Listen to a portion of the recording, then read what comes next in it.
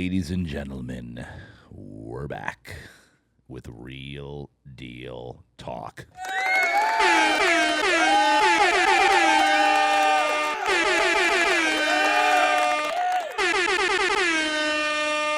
Ooh, that's a heck of a crowd. Oh, I love you. I never gets old, folks. Thanks for showing up. Thanks for coming into the studio today. Extra rambunctious today. And you know why? Because, and there's a very special reason here, because this is a guy in the podcast studio today that I've been working on for years to get in here. Years. We're 2+ years at this point. This man, I don't care if you're a believer, what you believe in, who you believe in, if you're a Christian, not a Christian, if you're lazy, if you're motivated, I don't care who you are, what you are, but you have got to make sure that you saddle up and dig in and just lock in with this podcast, because and all jokes and fun aside, this man today has had nobody in my entire life. I'm 54, been around the block a couple of times at this point. But nobody in my life has had a bigger impact on me as a leader, as a father, as a husband. Nobody's had a bigger impact on me spiritually in my new Christian walk as of a few years now. Nobody's had a bigger impact in that area with me than this man. This is a guy that has had an impact on hundreds, if not thousands of people in the church. He is the best leader of leaders I personally have ever seen in my entire life, and I've been led by everybody since the military 36 years ago, coaches, sporting, in the church, out of the church, in my businesses, network marketing. I've had mentors, but this guy has had I have grown more in the past 2 years since leading with him in our ministry at Awaken Church, Pathfinders, the Pathfinder ministry. I have grown more as a leader in the past 2 years because of this man directly than the prior 30-something years of leadership type of like mentorship or being in leadership positions myself. Ladies and gentlemen, please welcome David Ewing.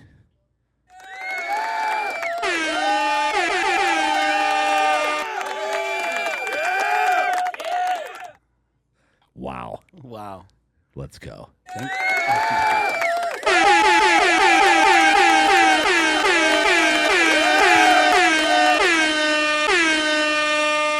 More cowbell. More cowbell. Thank you. I was going to say thank you. It's an honor to be here, man. Yeah. I love you. I appreciate you.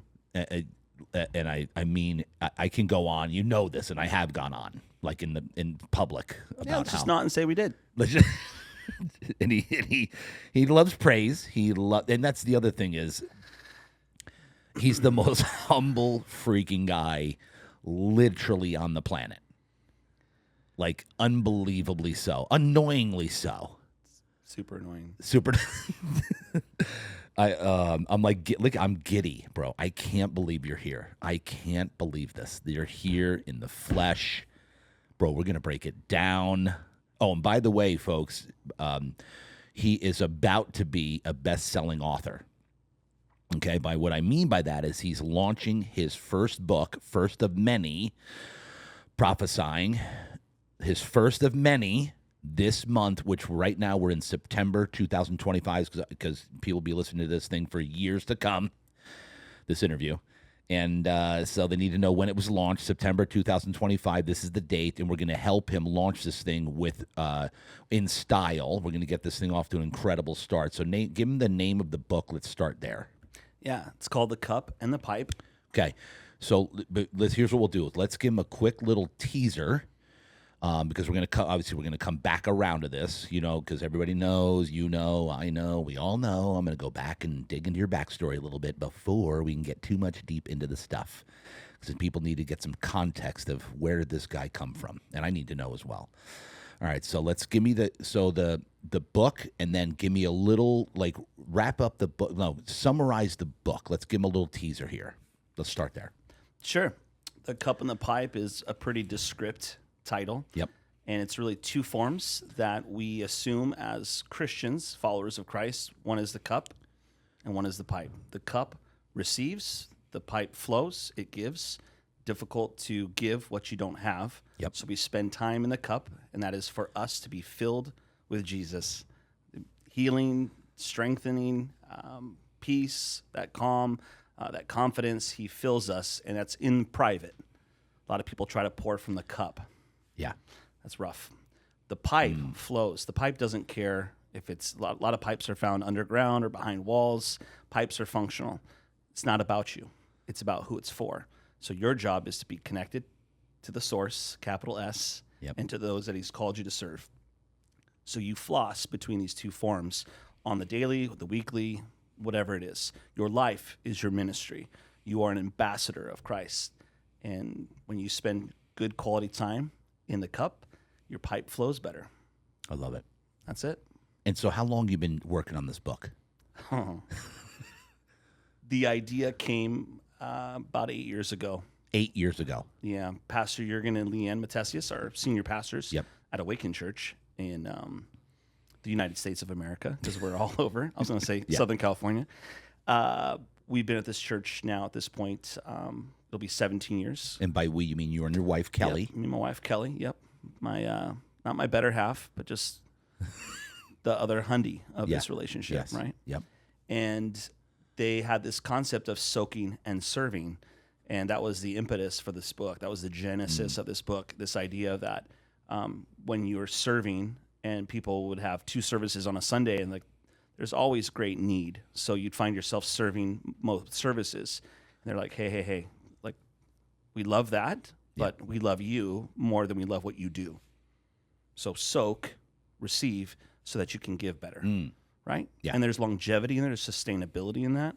So I honor them. I attribute this book as being, that was kind of like, I call it the inflection point for me to be like, oh my gosh, there really are 2 forms.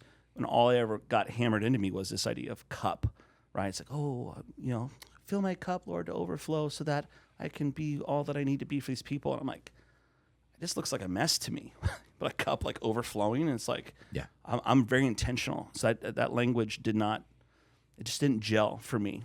And I don't want to add to or swap things out there in the Bible, but I think that God gives us, pictures and dreams and analogies. Jesus spoke in parables, so we could take complex things and make them very simple for people.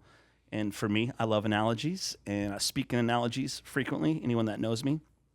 And this idea of the cup and the pipe, the simplicity of it, it really not just gives language, but it gives permission to assume those forms. And you don't have to feel guilty or selfish for spending time in the cup. You also don't need to post about it on social media.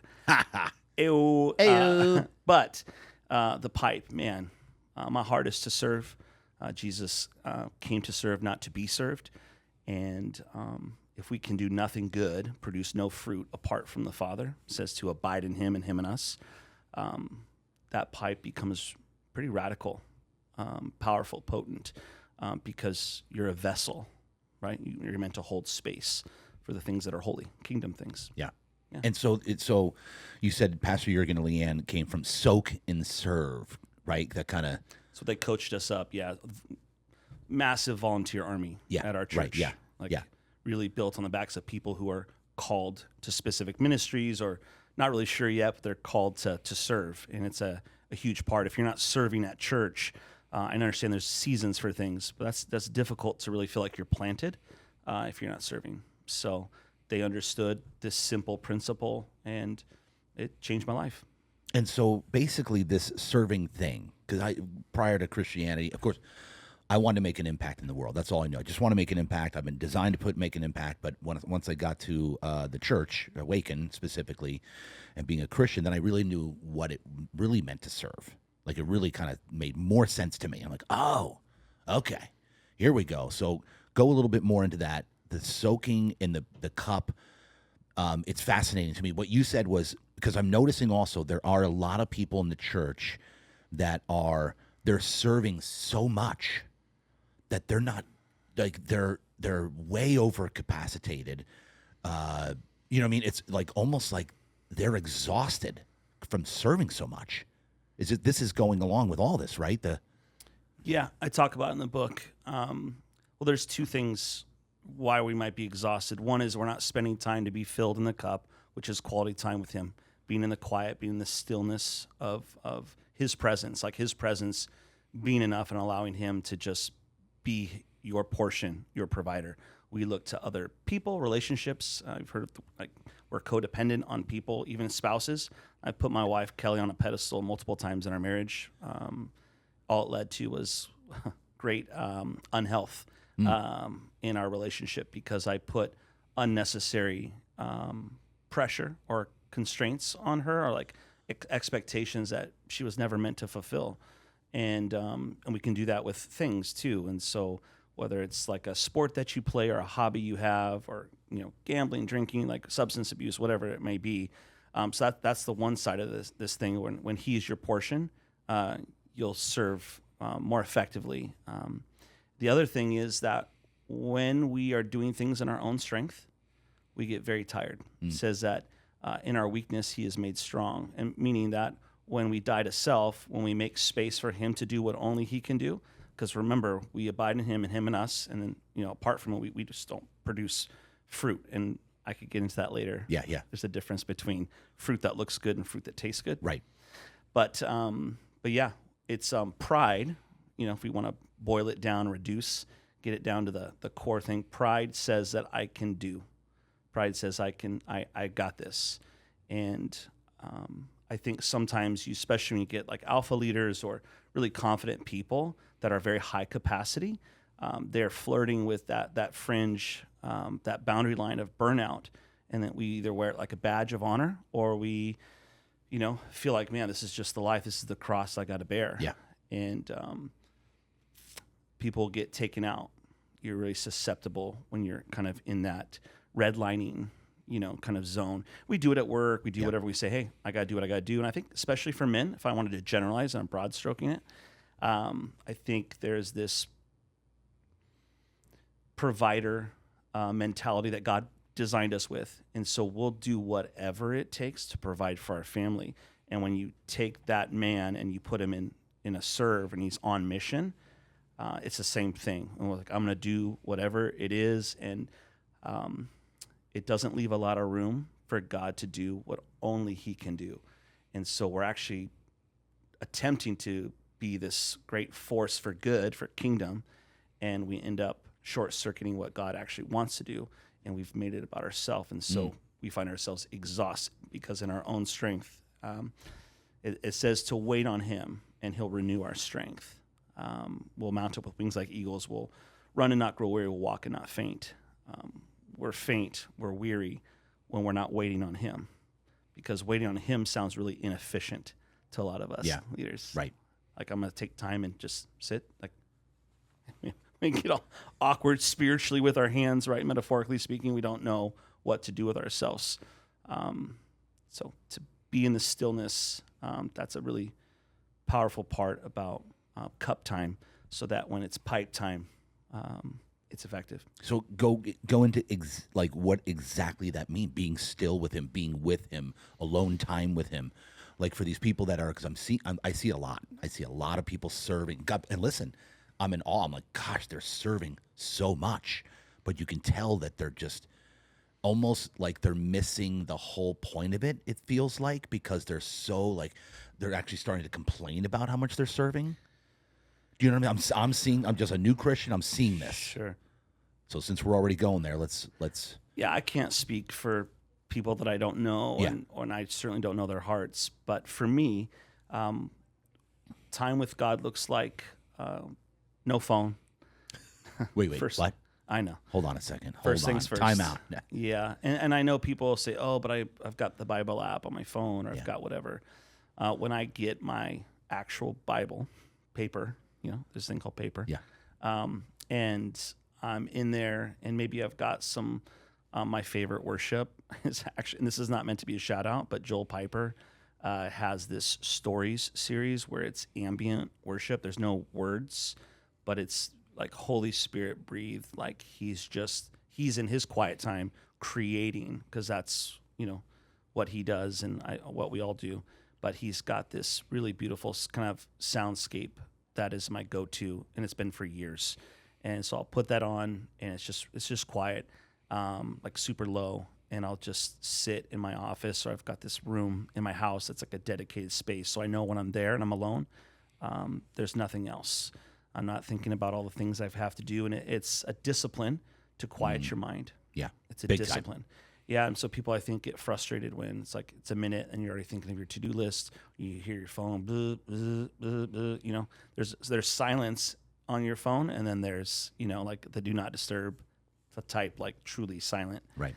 But I ask God, like, hey man, this life is not my own. Like, you bought it at a price. So what do you want to do today? What do you want to say to me? What do you want to speak to me? That's how I start off my day. Actually, I start off my day with praise. I don't let my feet don't hit the floor, is what I say, until I've praised Him. Mm-hmm. It's like another day, and I'm not even guaranteed the whole day, right? Right. Yeah. It's not like it's you know, like a click. So far, yeah. Right? But I've You got woke breath up. in my lungs. I woke up. You know, I didn't pass peacefully in my sleep. What do you want to do today? Let's do this thing. I've got a bunch of responsibilities, but in those responsibilities, I know there are people for me to love, and I get it wrong all the time. But if I can start my day with praise, and then I have this quiet time in the stillness, which is tough sometimes because, you know, if you have an East Coast client or someone who's, you know, 3 hours ahead, and you know, we live here in California, in Southern California, but I find myself feeling a hole during my day when I don't get that time, or I don't get enough of that time, because everything else is salt water, and He is fresh, living water, and I lack for nothing. I don't thirst when I have had my fill of Him. Everything else is salt water. And so you start with praise. Praise on my lips. Yep. Give me a couple things what that looks and sounds like. God, thank you so much for another day. I don't know what you want to do today, but for every breath that I have, like, I want it to speak of you and what the goodness of you, the faithfulness of you. Thank you for my family. I'm so grateful for my kids. I name them. Pray for my kids. My mom and my dad taught me that. Dad's like, there's not a day that goes by I don't start in my day, I don't book in my day praying for my family. Yep. You know this. Absolutely. I do it every morning. Why would we not cover our kids and our wife and our marriage and our finances? I just go down. You know, a lot of people have the 5 Fs. I'm not. It's not my brain. It's not wired that way for that. Yeah. But yeah, I kind of start on the inside and work my way out. I think people think it's selfish to pray for yourself. And I'm like, if I want to serve people better, of course. Or for my clients, like when I pray for my clients, I pray, Lord, help me to be brilliant for XYZ. Because it serves them. It's not for my glory or for my name's sake, my reputation or whatever, or so they'll pay me more. Or I don't know, something weird like that. It's this, like, I get to serve this person, and I want to be at my very best, whatever that looks like today. So I'm grateful for the opportunity to be alive.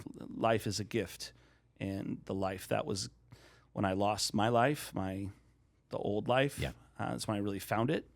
And that life is an abundant life that is, it's echoing heaven to people, but not faint. It's something that's very, I think it's really powerful, because in that quiet time, I know you said to start with, I praise God, but in that quiet time, I'm asking Him, who do you want me to talk to today? And as you know, I love to serve God, and I get to leave these voice memos for people. And I don't have a system except to say that I have a calendar where I have people that are in the weeds. They're in the ish, and that's my short list. And so those are people I pray for every single day. Then I have different ministries I'm a part of, like we do premarital counseling, we do some kind of off the books marriage counseling, you know, more private. And then we have Pathfinders, as you know, and that's Mondays and Fridays. And so I kind of book in my week, and I get after it. I pray for the leaders. I pray for the people we get to serve. I pray for myself. Always pray for myself first. And it's not because I think what it is God change me so that I can be, grow me so I can be, refine me so I can be, and then be what? Be what these people need. Then I pray for them. Kind of like football. Yeah. You know, you build from the inside out, like start on the line. It's important. Work your way out. And work your way out. I love it, man. Okay, so already we got off a little thing there, which is beautiful. I love this. All right, let's go back a little bit now to where it all started for David Ewing. Where were you born and raised? And you know what? I realized that coming into this that I don't really know a lot about your backstory. I know very little. So this is perfect. So let's do it. Let's do it, bro. Back, born and raised. Let's go. Yeah, I was born at St. Joe's Hospital in Orange, California, which is Orange is in Orange County. Yep. And to Bob and Jane Ewing, the best parents ever. Yeah, I saw your tribute to Dad. Dad turned 79 on the 1st. Incredible. Yep. Labor Day baby. His mom was in labor on Labor Day. And yeah. Yes. Yeah, 79.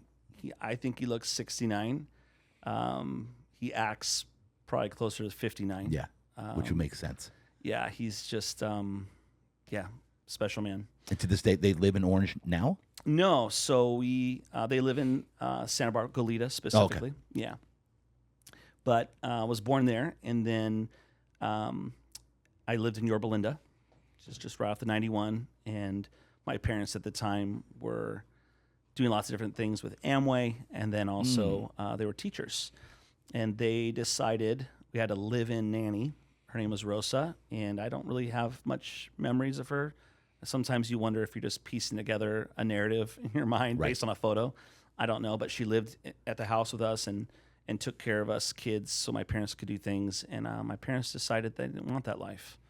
And so they gave up a lot of financial success to move to a family property in Paso Robles. It's like 88 acres of almond, and we've got some oaks, massive, huge oak trees on the back. So it's kind of this rolling, hilly property.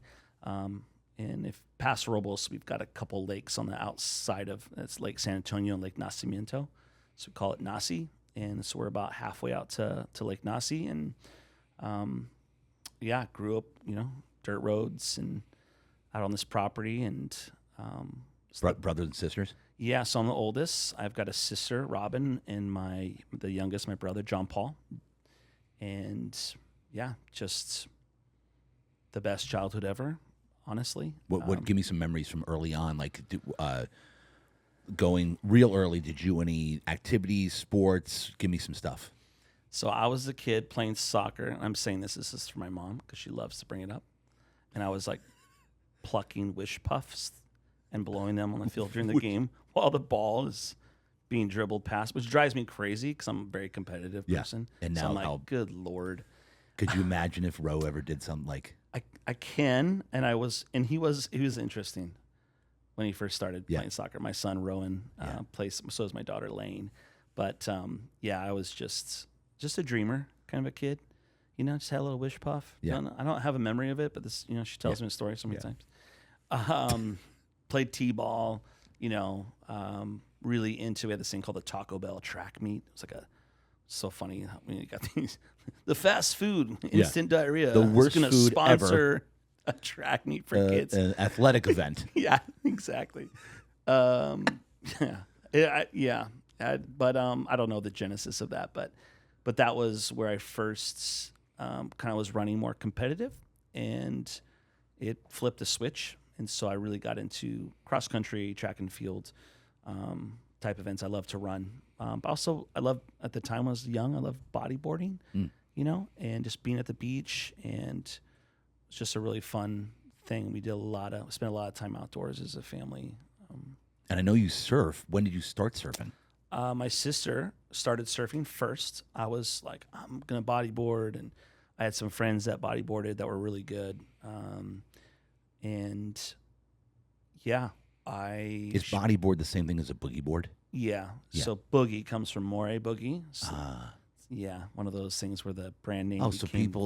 So it's just it's like Kleenex. Correct. Like it's a tissue. Correct. What's the other one? Ski-Doo? Right? This is fascinating to me. Yeah, it's you start realizing, oh wait, that's not the actual what it is. It's just it's brand. The name became the thing. I had no idea. Yeah. So it's bodyboard. Moray Boogie. Yeah. So it's bodyboarding. But I got really into that, and she had a board, and we're camping actually at Pismo Coast Dunes. Pismo Beach, California, Central Coast of California, kind of halfway between Los Angeles and San Francisco. And yeah, she said you should try it. I was like, Yeah. Stood up my first wave, never went back to bodyboarding. Wow. I knew how to catch waves. I knew how to ride waves already. And I was doing something called drop knee, where one leg is up and one leg is back, and your fin kind of works like a rudder when you're on the boogie. And surfed, couldn't believe it. Loved it right away. Right away. It was a thing. So, and I have this affinity to the water, specifically the ocean. When I'm there, it's like communing with God. Yeah. I just picture his hand coming in each wave. And every wave is different. There's never been the exact same wave that has broke on the planet in the history of the planet. If you think, because it's incredible. Too many variables, right? All the things. It's just this like, oh gosh. So I feel his pleasure when I'm out there. It's a gift. I get perspective. It's kind of like a mountaintop experience. Yeah. You get up there, you look, and everything looks kind of small. Problems kind of diminish.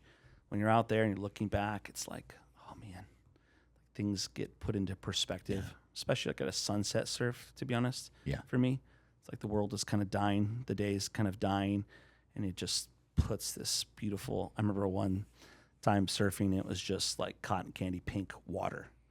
It was like surreal. I was like, we're in a dream. And it was just, I don't know.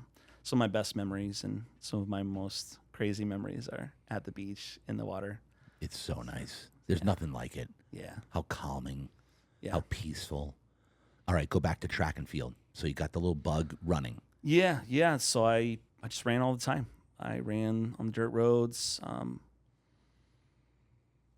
Couldn't. So like people run out for recess. Yeah. I played kickball, I played tetherball, but I actually just went. We had this like grass field at Georgia Brown Elementary School. Go Tigers! Georgia Brown. Yep.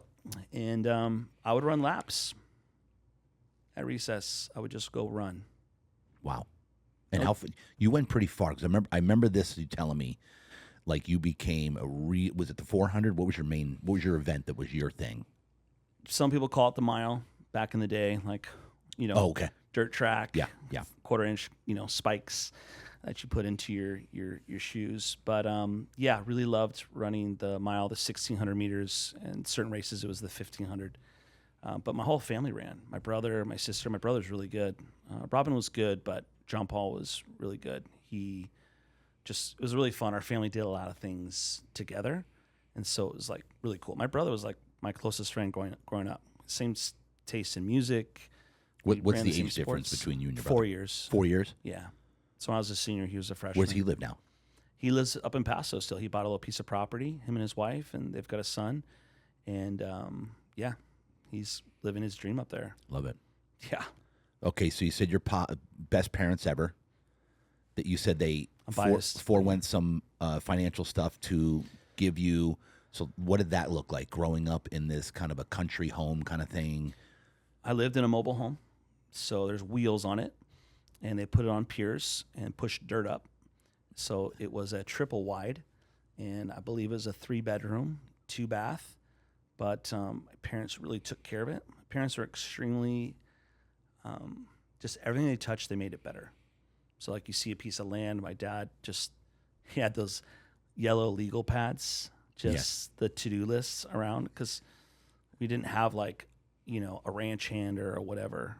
There was no animals, but it was an almond orchard. We had a bunch of different varietals of almond, and we had a few seasons where we actually sold to like a confectioner, like a candy maker person, and that was a wild experience. It's probably something that planted a seed in me for entrepreneurism, entrepreneurship later in life. But it was a really special place to be able to like ride dirt bikes and like shooting guns and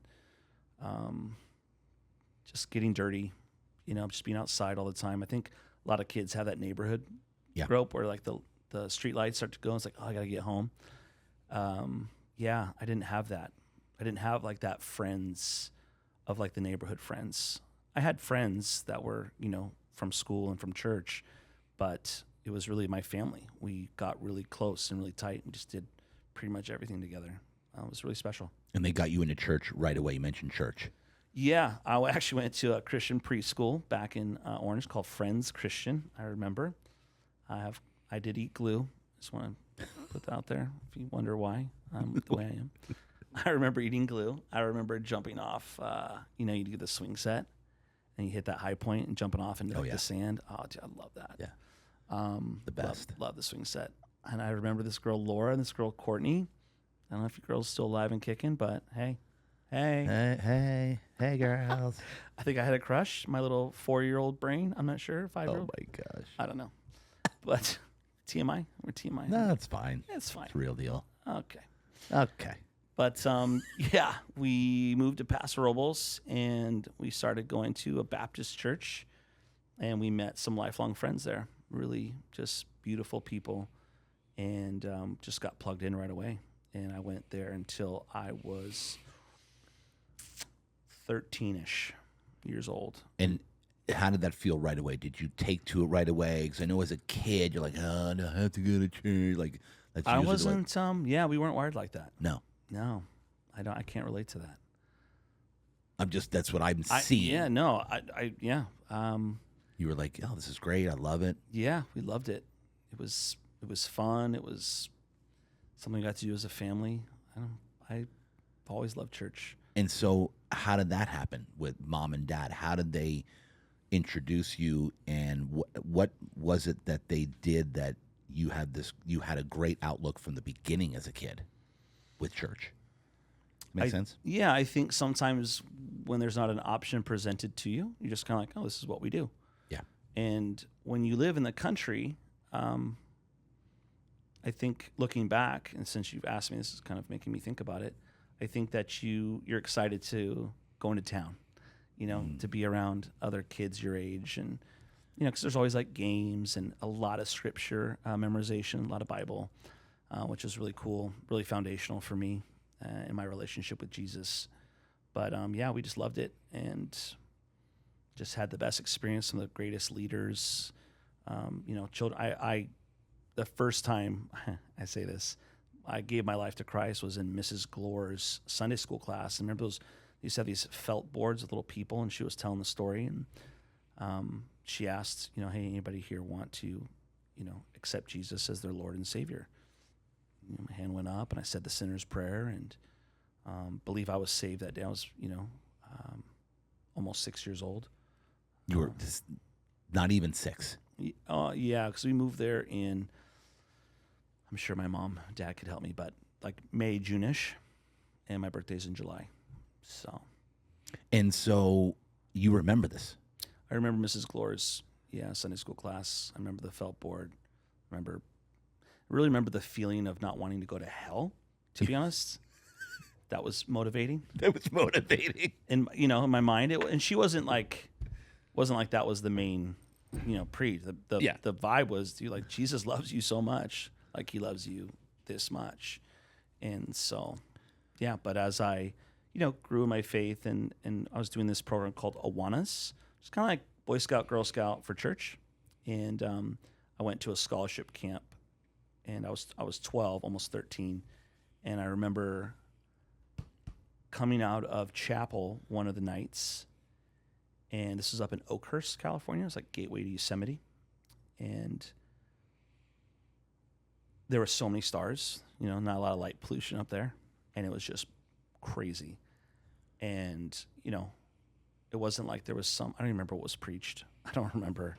It wasn't because of that. I just walked out the doors with everybody, throngs of, junior high and high school students just coming out. Yep. And I just was taken aback. And in that moment, I felt incredibly small, because I'm thinking all these stars, and we're just on this little planet, floating out in the whatever. And at the same time, like, it just, I could get emotional if I think about it.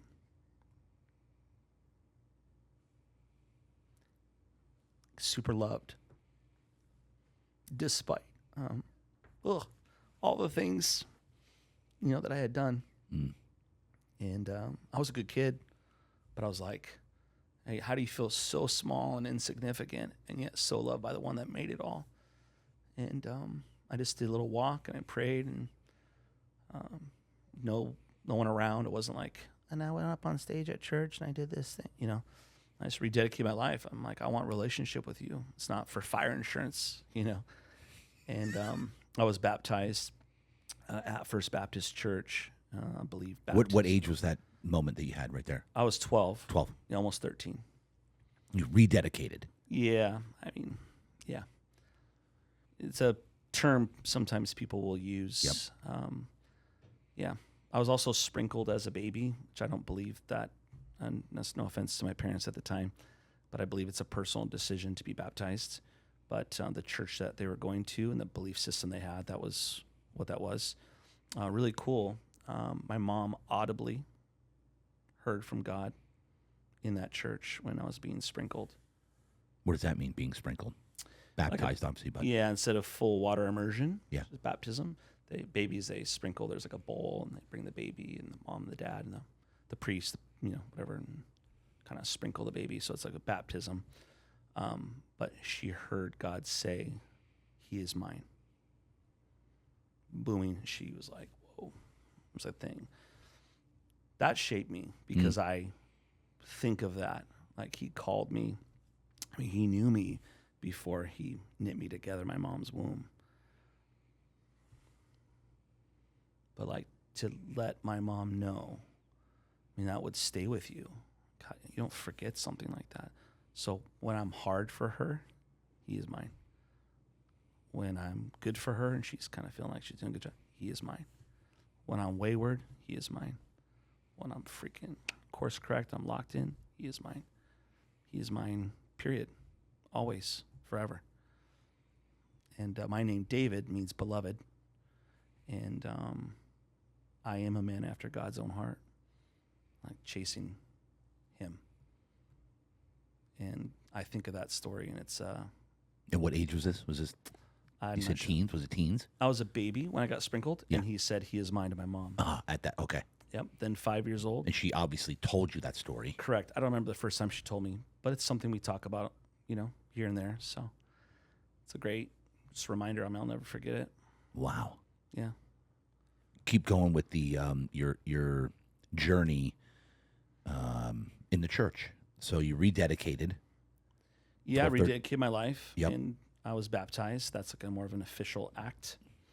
And it was at that point you said, okay, I want to be baptized under my own, will here. Yeah, not forced. I mean, my parents, I don't even remember them asking me. I just remember telling them I want to be baptized. So you come to an age of understanding, age of reason where you're going to be held responsible for your actions as a human being.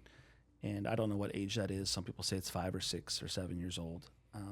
But for me, I made a choice then that my relationship wasn't going to be based on religion, which I didn't know that it was. You don't know what you don't know. Yeah. But in that moment at the camp, I came back changed. It was a turning point. And I wanted a relationship with Him. Because when you have a relationship with Jesus, you want to spend time with Him. And that has been the foundation for anything and everything that's good in my life has been because of God and His desire to spend time with me. So when I spend time with Him, I honor Him. I get to know Him. And we meditate on His Word. We sit with it.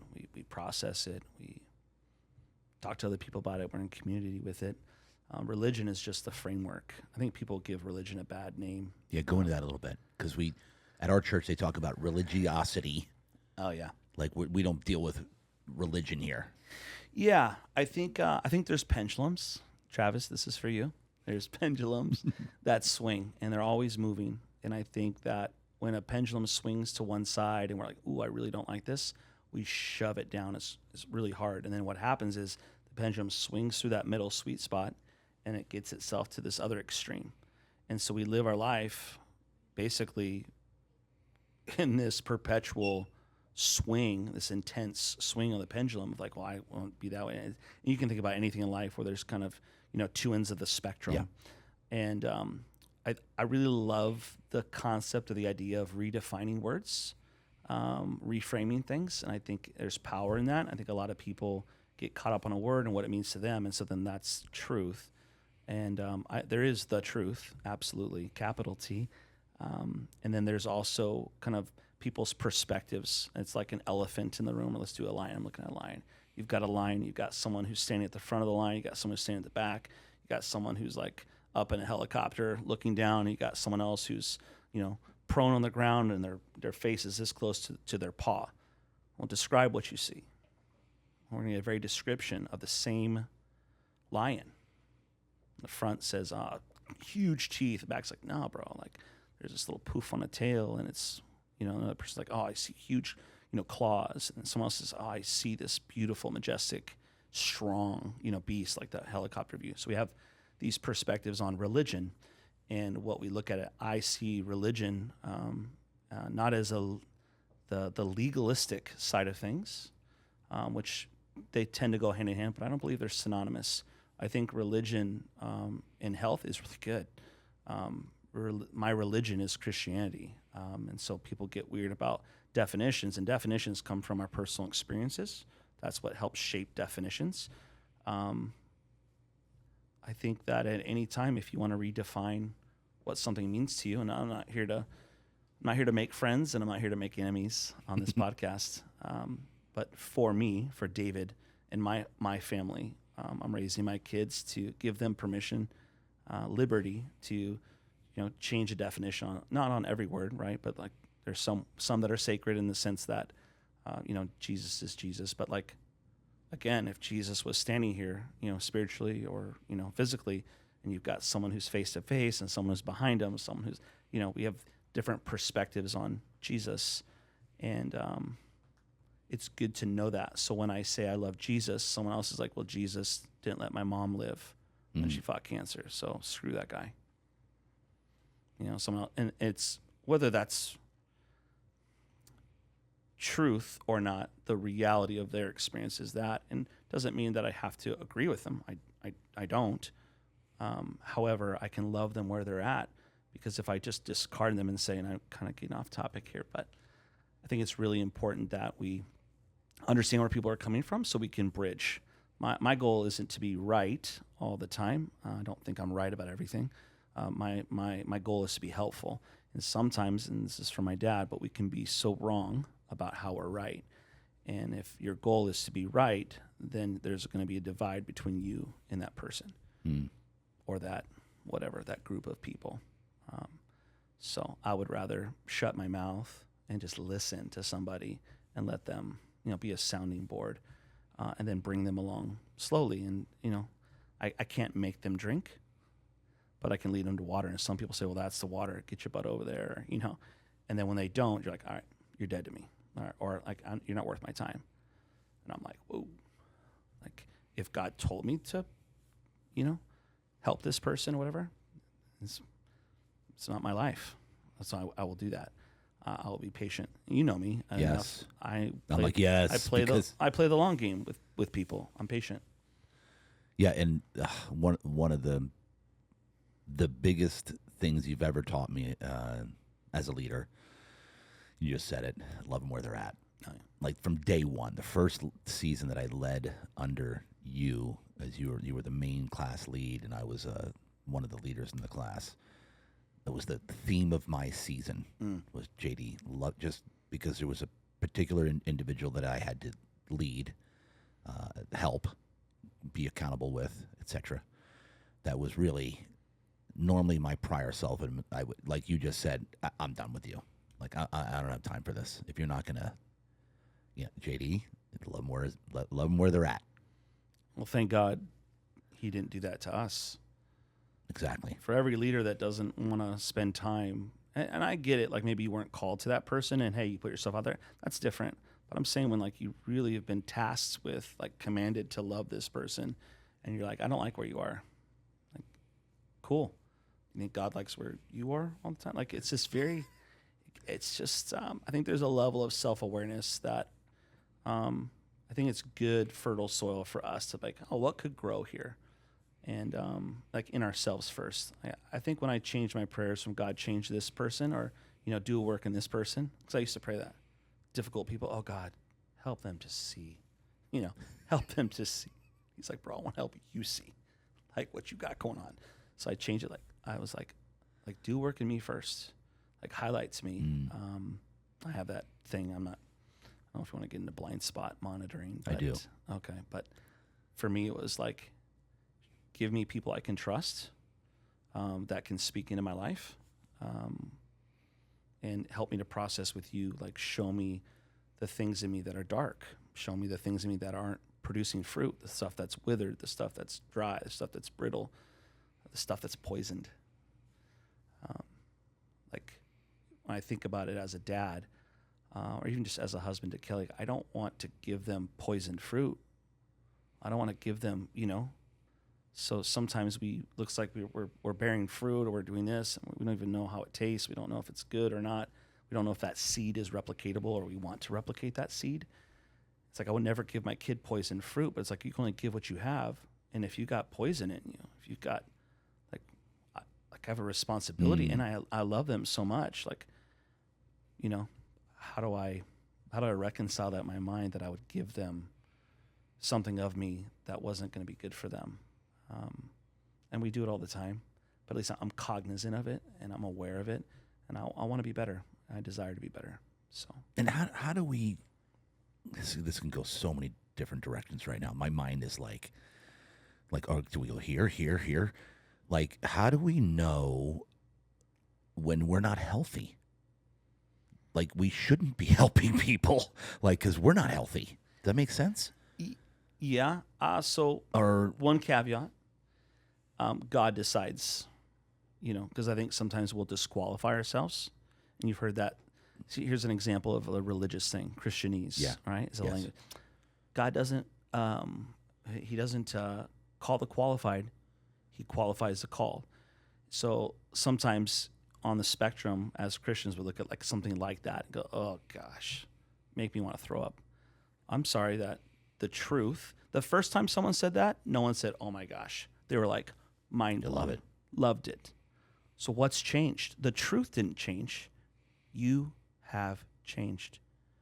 You've allowed it to become familiar with you. So now you write it off as religious or Christianese, and you can't handle it.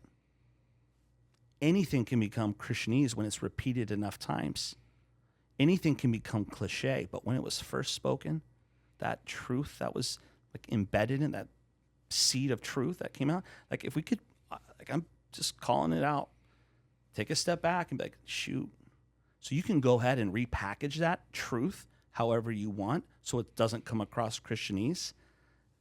Dang, man. Like, if you really think about it, everything that started that was a truth, we're like, that's brilliant. And then, and then sometimes we just don't like it coming out of this person's mouth because we don't like that person, or we don't identify, we don't relate to that person.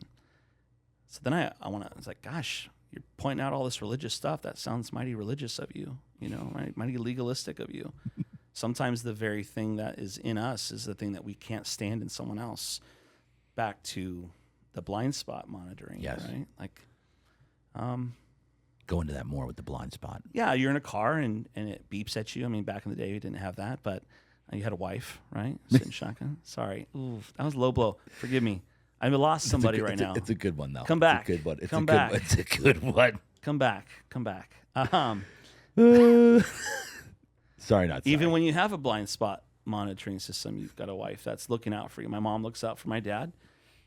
She'd say he drives pretty crazy. But anyway, we've got these little beeping things and little things highlighting on our HUD and on our dash and our infotainment center, and there's sounds coming out, and it lets us know that if you turn here, if you switch lanes now, if you move into this space, there's going to be potential for harm. And it doesn't wait to tell us now you're hurt. It's a indicator. It's a warning. Right? It's letting you know there's something in your blind spot that can harm you. A lot of people, they turn that off. They dismantle it, or they silence it because there's pride, right? Which is pretty typical. Yep. All of us to whatever degree.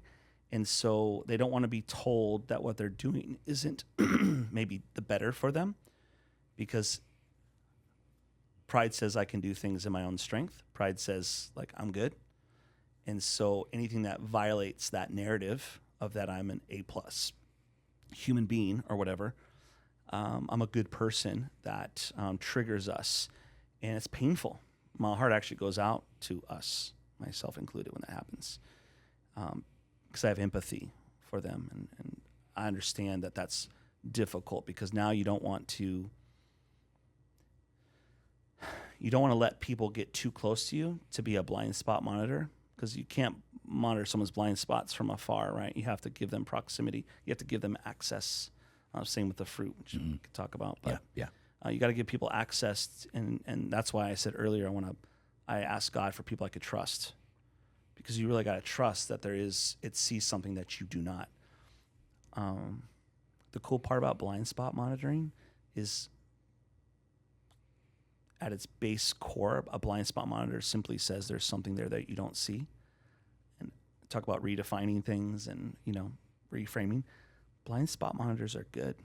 How many times has someone told you, I see this in you? You're like, no, you're a leader. You're so good at XYZ, specificity, right? Makes it authentic. And then all of a sudden you're now monitoring someone's blind spot to say, this is something that actually could help you. Yeah. This is something I see for your future.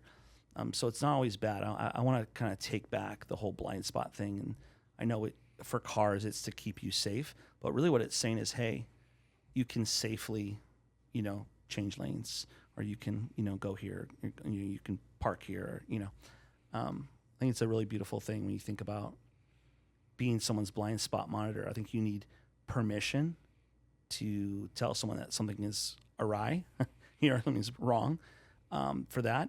But I think on the encouragement side, like, permission's like default granted, whether they receive it or not. Yeah. Like, let's go.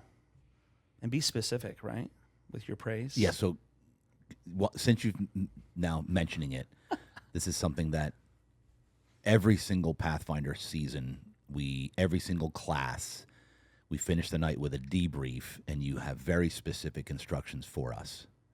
I can literally recite this we're going to go around the room, and you praise in public, we critique in private. Yeah, correct in and private. Then we correct in private. Did I say critique? Yeah. Correct Yeah. in private, yeah. Yeah.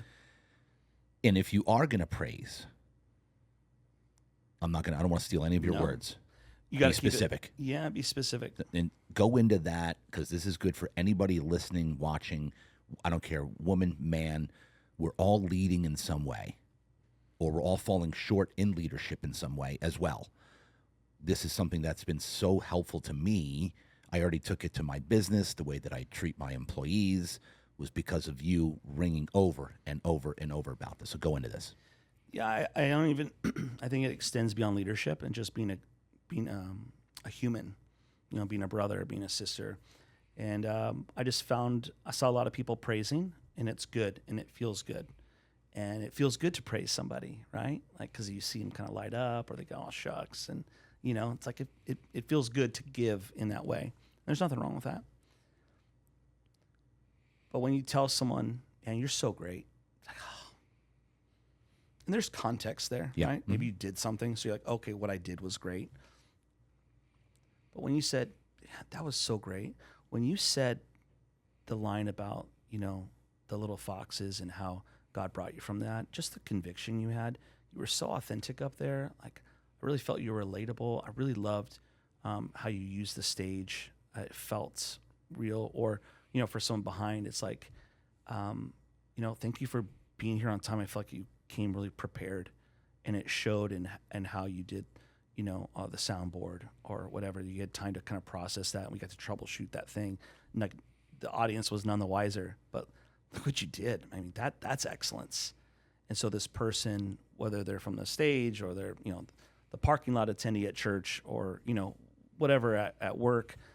First and foremost, I want to thank everybody for watching, for listening. I cannot tell you how much I appreciate you, the feedback, the love. So if you want to support the show, we have a company, Real Deal Wellness. That's our wellness center. It's a membership base where you pay $99 a month, have unlimited access to red light therapy, cryotherapy, compression therapy, halo therapy, as well as massage chairs.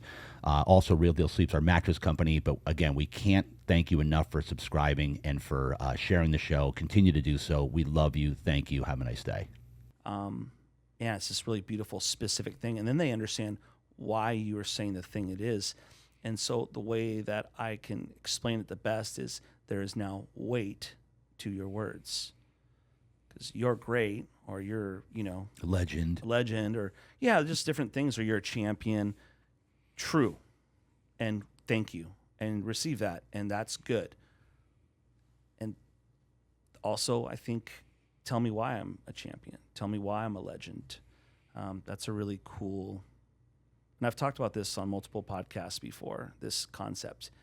And it's something that I think could radically shift some things, because sometimes when that's all we say and we keep it so general, over time, it will actually work in the opposite. It won't just be a diluted praise or compliment.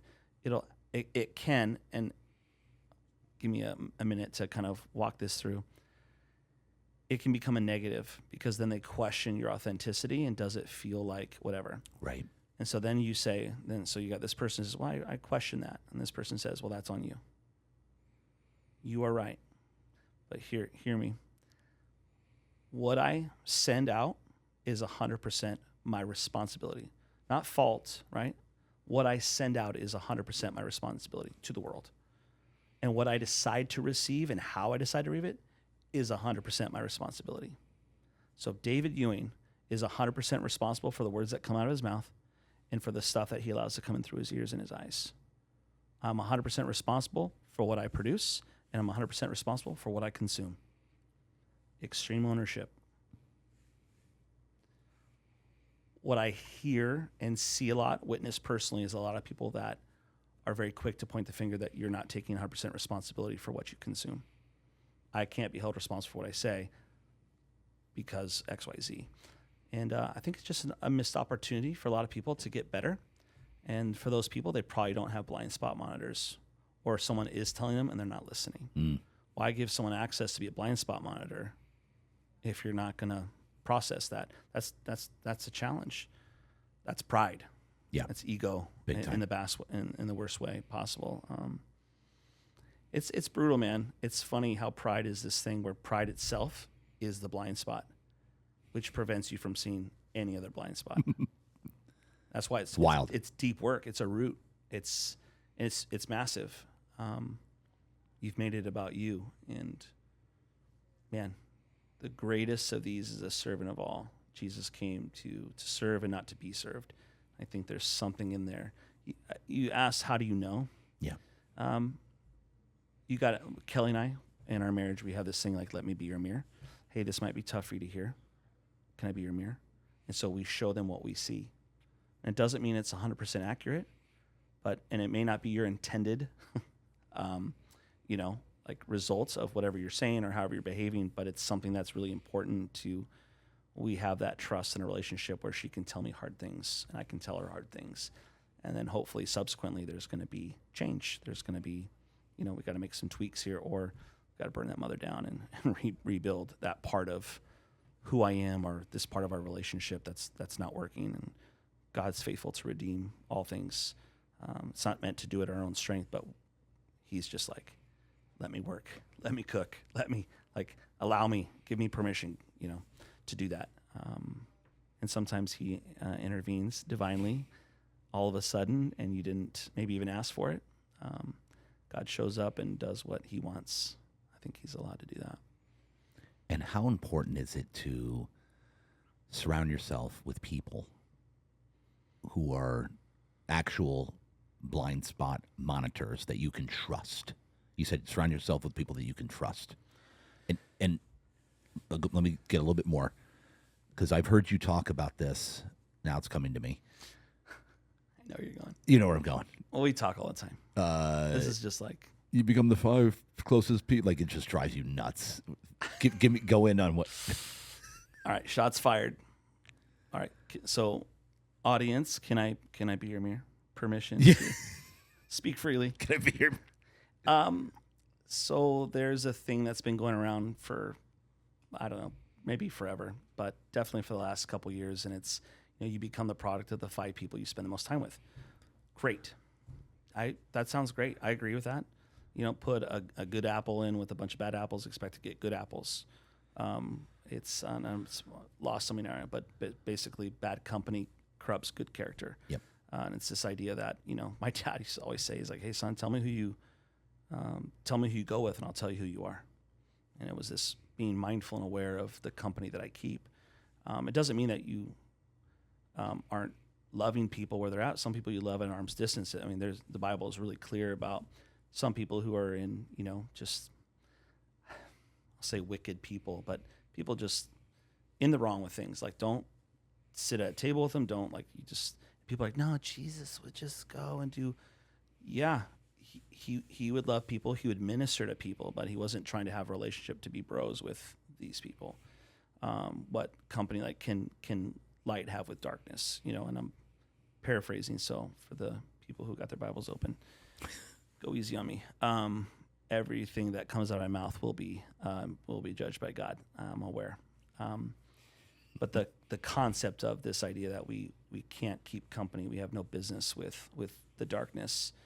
And I think that we blur lines and we do that a lot. But the saying of like, hey, you're going to be the product of these 5 people. Yes. And so it's like, so, hey, you need to find 5 people that are ahead of you in every way. And you're like, freak yeah.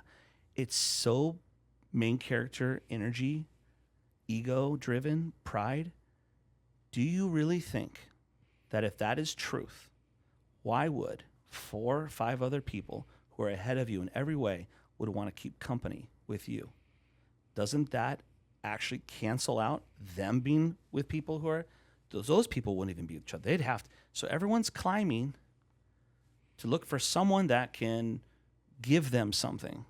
And now it's transactional, right? I want you to give me your value to me, person who's ahead of me, is that you're going to bring me along. And the math doesn't math, because if that was my truth, okay, not just the truth, but it's my truth, I wouldn't hang out with anybody that I thought was beneath me. Right. Because it would mess up the whole thing. And so this is an example of something that sounds really good, and you want to get behind it. We're so egotistical, we're so self-centered, that of course that makes sense. I need to find these. And so we abandon friends, we abandon people that have done life with us, we abandon whatever, and we kind of pull away. And then we find ourselves always chasing proximity and association to higher levels of leadership. Happens in church all the time. Mm-hmm. Happens in marketplace, businesses. It's brutal. So the solution is you're always looking for someone who's above you. And I say above you as in just further along, okay? Yeah. You're looking for a hand to help pull you. You cannot pull someone to a place that you are not. The act of pulling means I am at the place and I'm pulling you toward me to this new place, this place, a next level, right? And you're always looking simultaneously for the hand that you can extend. So you're looking for the hand to help grow you, and you're looking for the hand that you can help grow. That is health. That is, and there's a growth that happens because this person that's pulling you to a place and they're illuminating things and they're dropping knowledge and wisdom and they're helping you. You learn so much when you help somebody else. Mm. When people say those who can't teach, it's the worst. Chalk it up with the 5 people, thing. You can't teach unless you really know something, and when you teach, it actually triggers, like, there's physiological things that are happening. Memory enhancement, like a depth of understanding gets unlocked that you wouldn't have otherwise. So they actually do it in classrooms where they have the students teach, because it's important. We actually do it in Pathfinders. Yep. It's not just to train them on something. It's so that they can become comfortable with this content. There's something really special that happens, that God made us that way.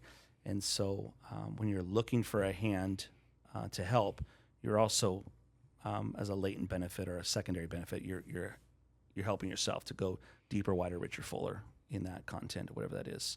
So if you can live looking for the hands to pull and hands for you to pull, is a really beautiful, healthy spot to be in. And yeah, you think about the company you keep.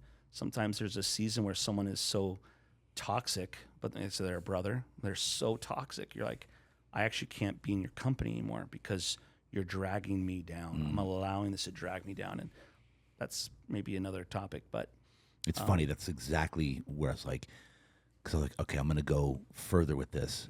And that's exactly where I was going to go with this. Like, how do you know, or when do you know?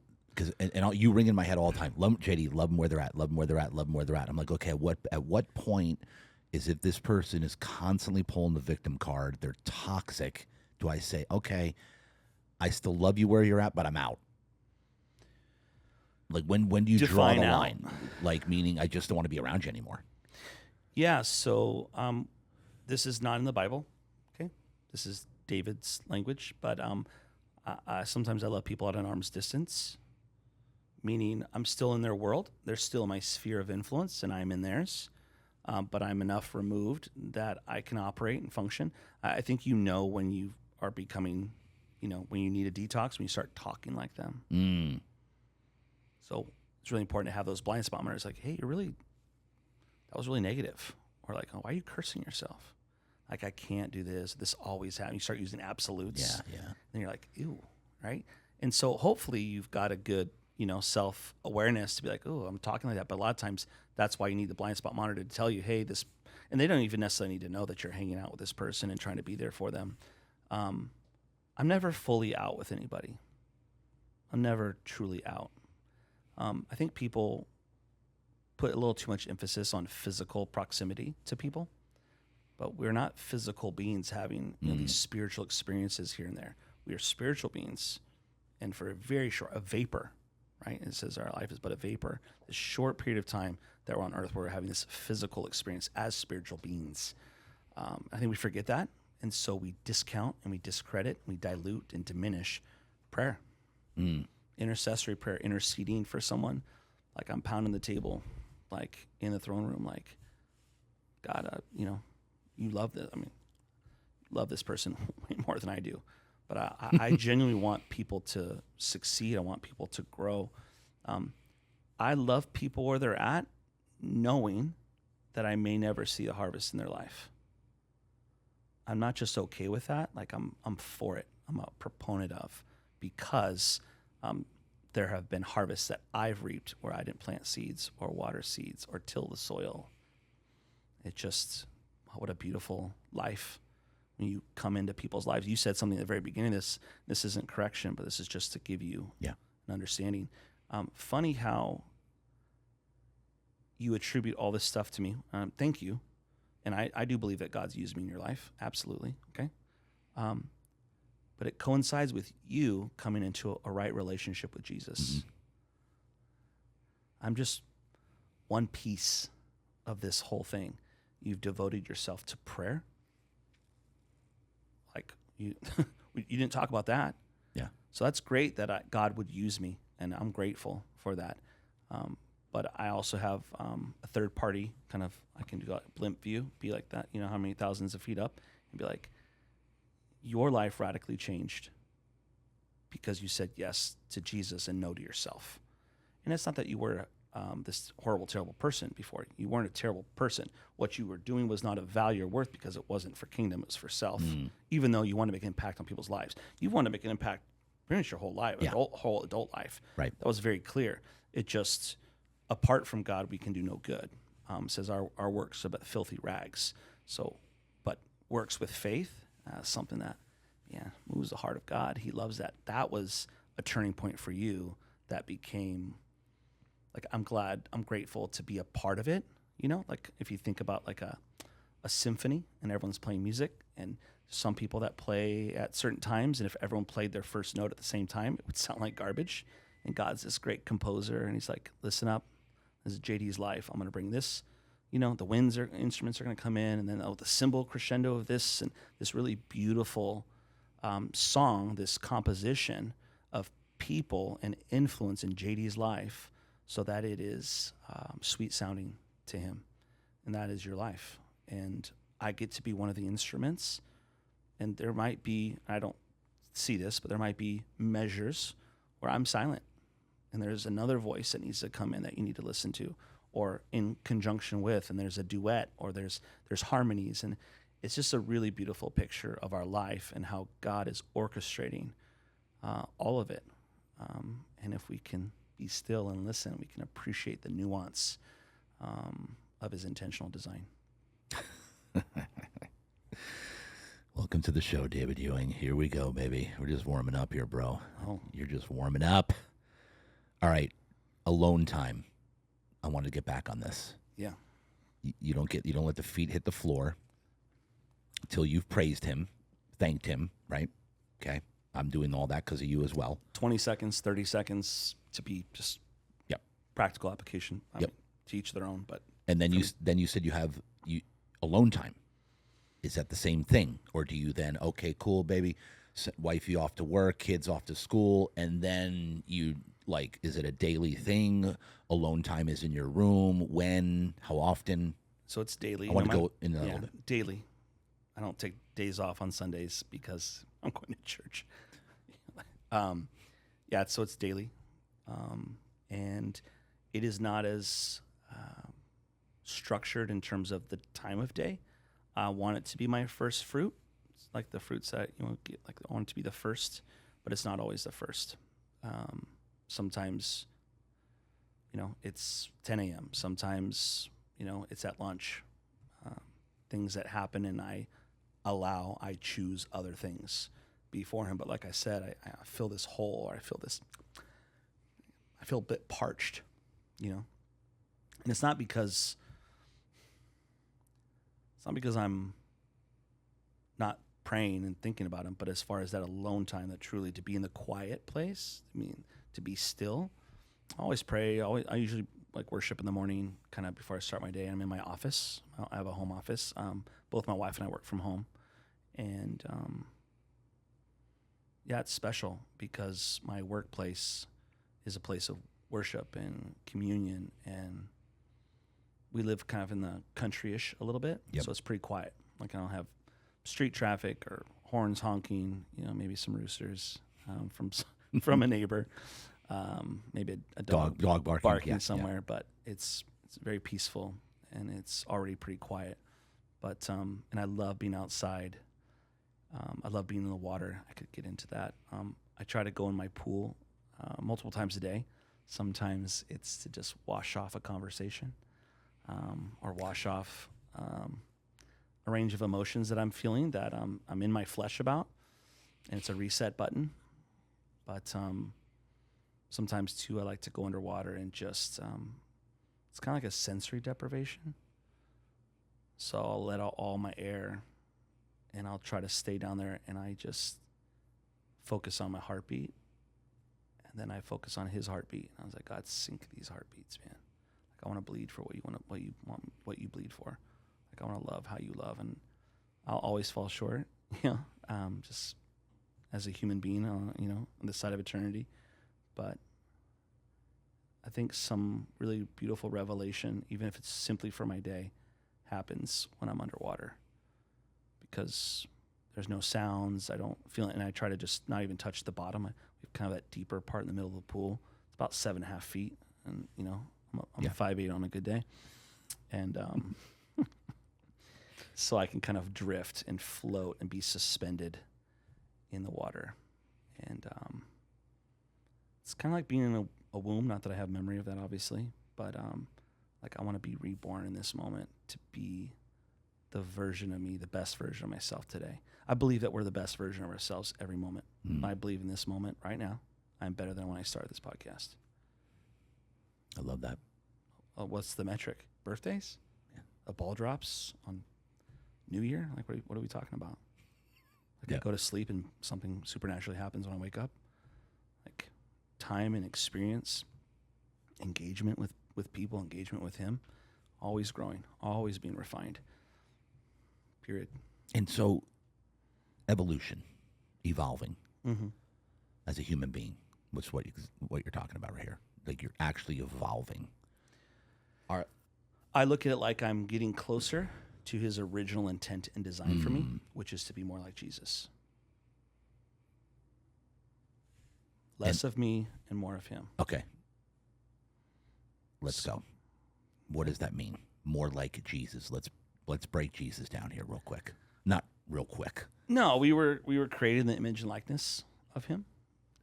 We are called to be imitators of Christ. To imitate is... And who was He? Oh, It's funny. It's funny. Talk about Jesus. Yeah, we're going there. Oh, okay. It's funny. I heard somebody somewhere on social media say they went on a rant about people think Jesus was a nice guy. He wasn't a nice guy.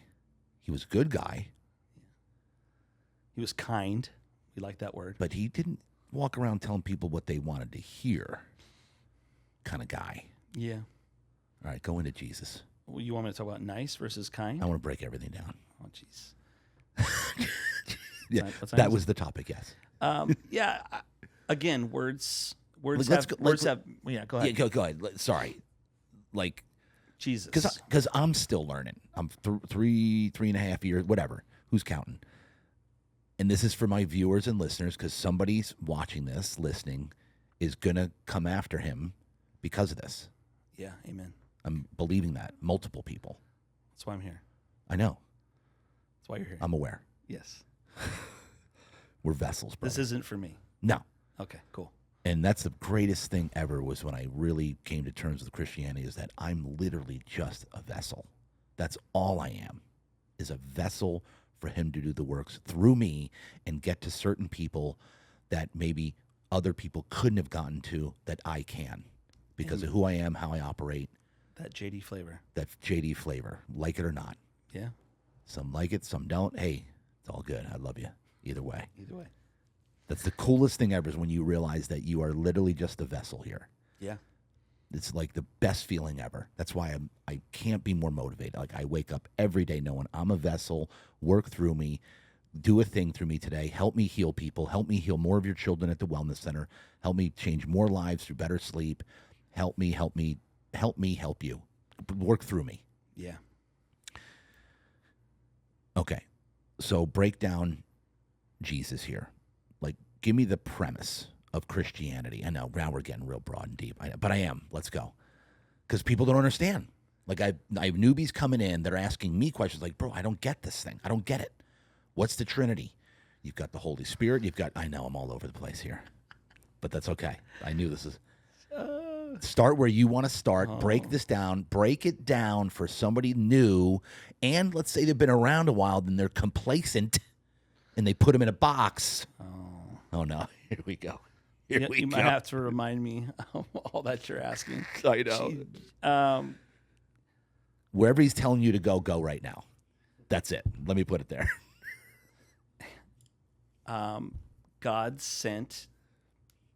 God created this planet, this world, okay, and everything in it, and everything was great with Adam and Eve for how much time, and God created the angels, okay.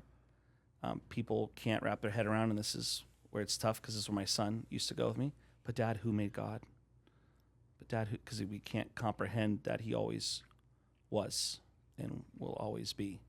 Like, our brains are finite. We're human brains trying to understand this concept of God, eternal, with no beginning and no end. Like, he is. And so that's the first hurdle, I think, for a lot of people. Yeah. And so we look to science to kind of help us understand. You said go where I want to go. Yes.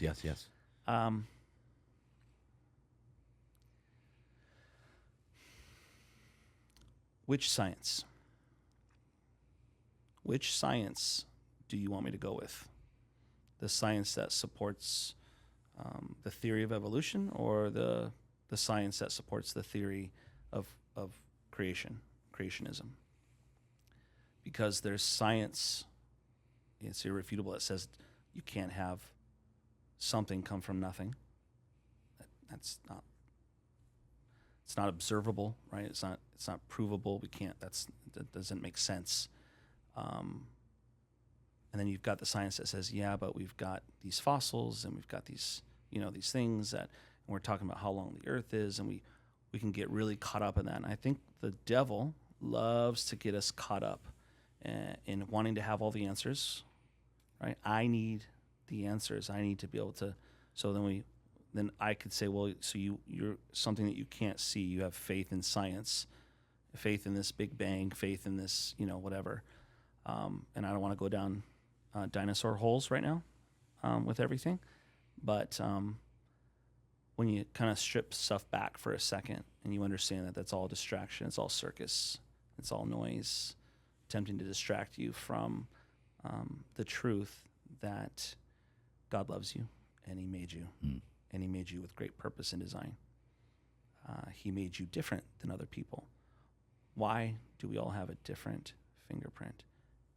8 billion people on the planet. Think about all the billions of people that have existed.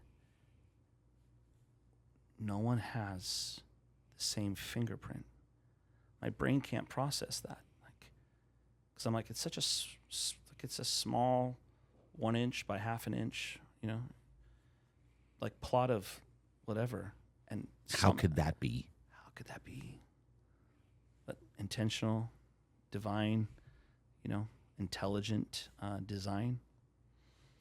So he loves you. He made you special. He made you with purpose. He has a plan for you. And he cannot be near sin.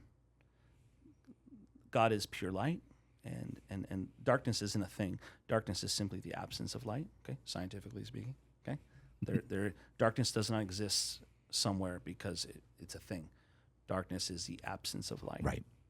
When there's light, there's no darkness. And God cannot be, his light cannot be with darkness. And sin separates us from God. Sin is breaking commandments. Sin is doing things our own way or in our own strength.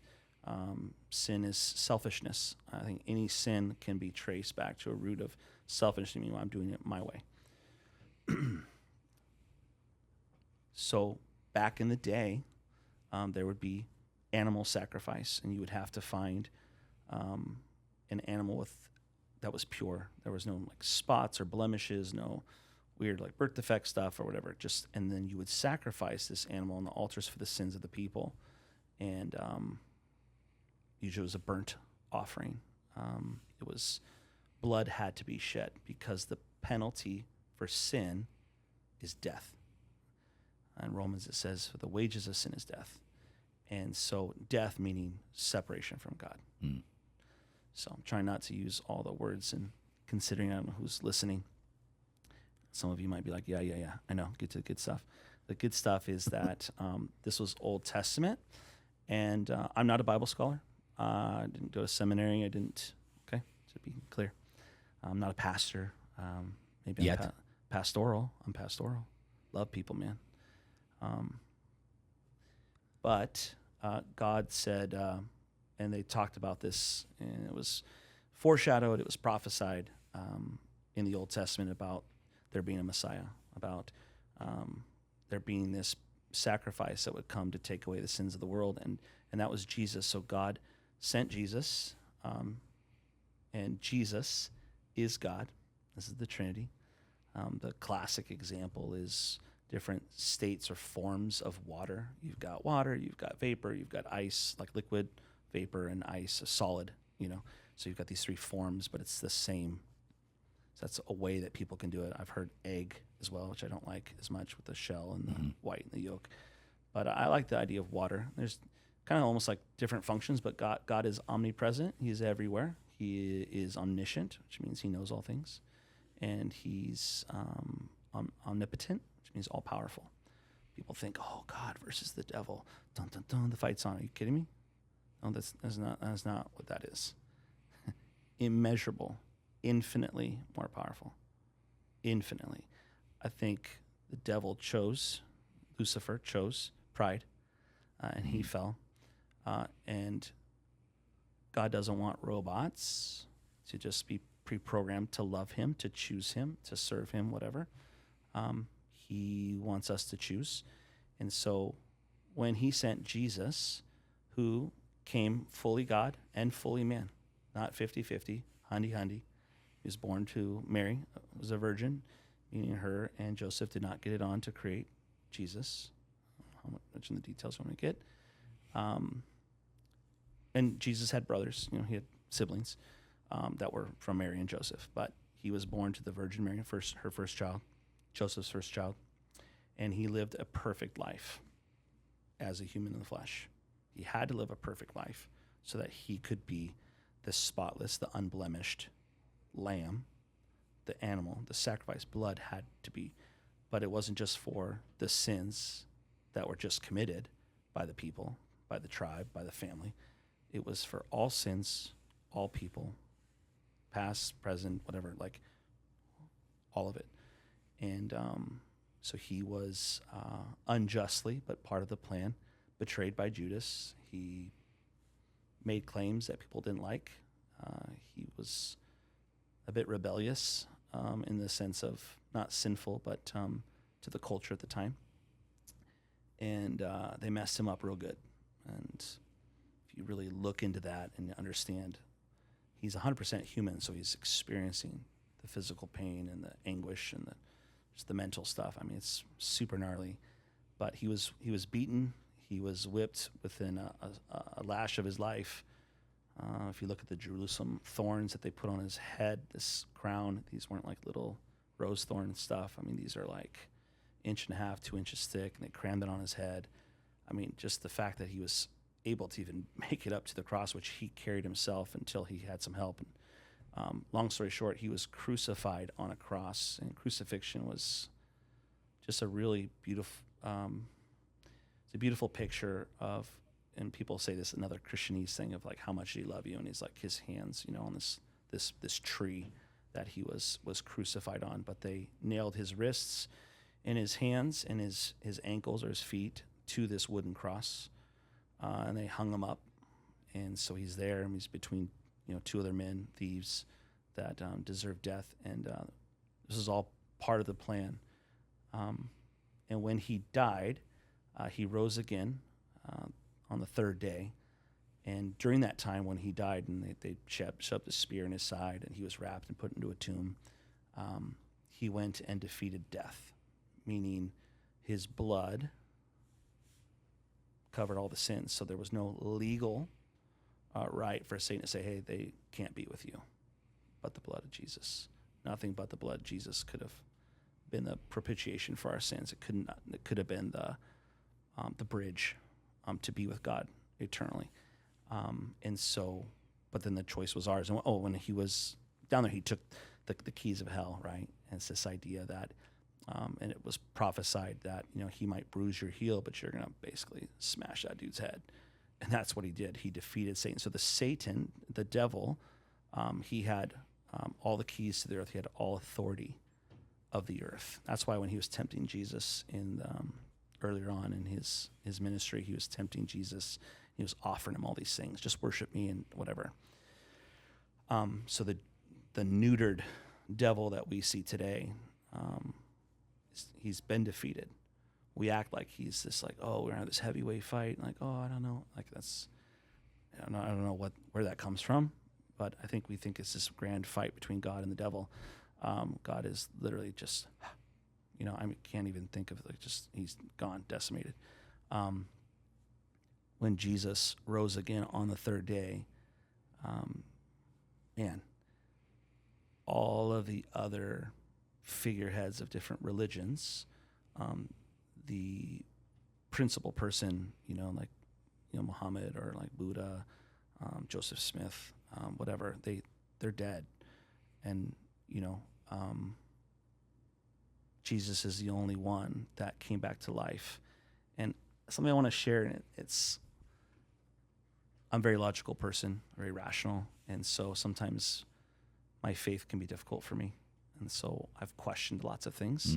And I think people are scared to question, because if I question, it makes me look weak, or if I question, that's like sacrilegious or something, or I'm going to be skewered, or I'm going to be outcast. Maybe in the wrong circles, you might be, and I know it's happened to people.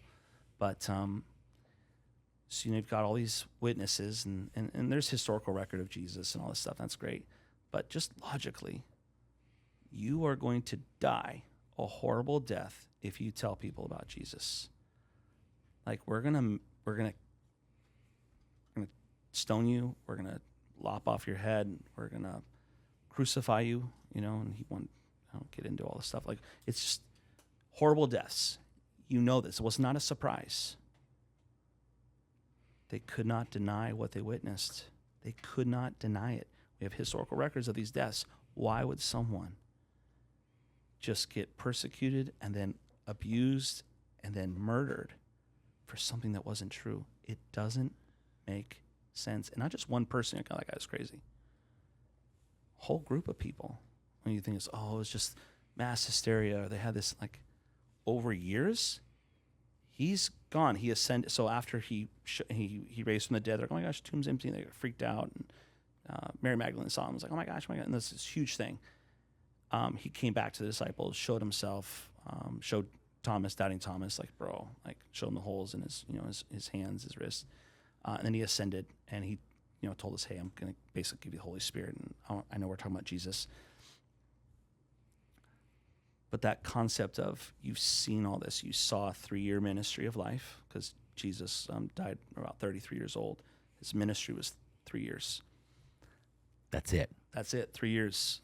And they just did life. They traveled, just miracle after miracle, teach after teach, parable after parable.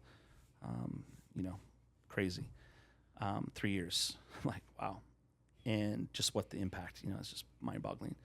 But so these people that saw 3 years of that, they saw his crucifixion, all that led up to it.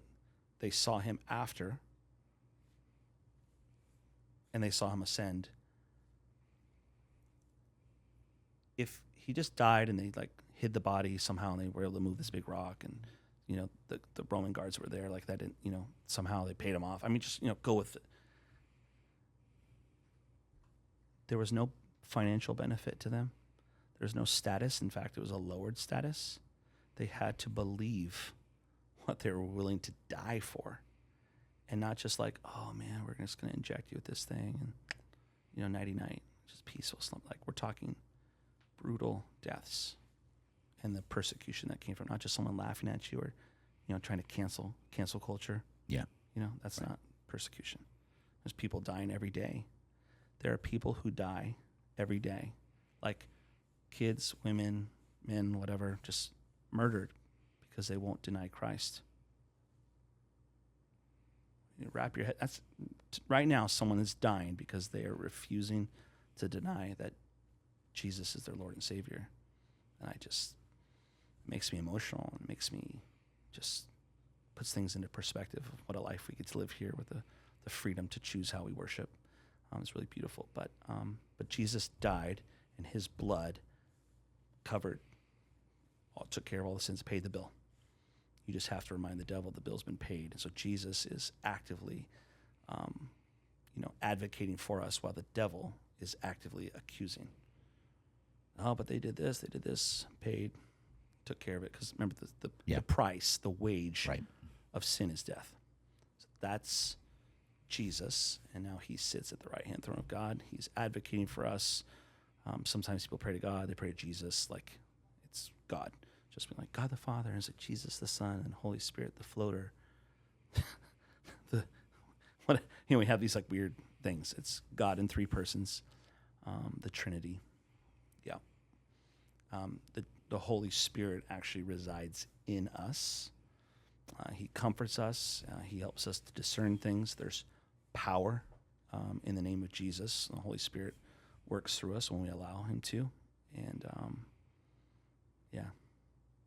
that's Trinity. That's Jesus. Kind of bounced around. Yeah, that was good. And so, sum up Christianity. We've been talking about it bits and pieces here. Like, I feel like I'm a vessel. I know I'm a vessel. For my life changed.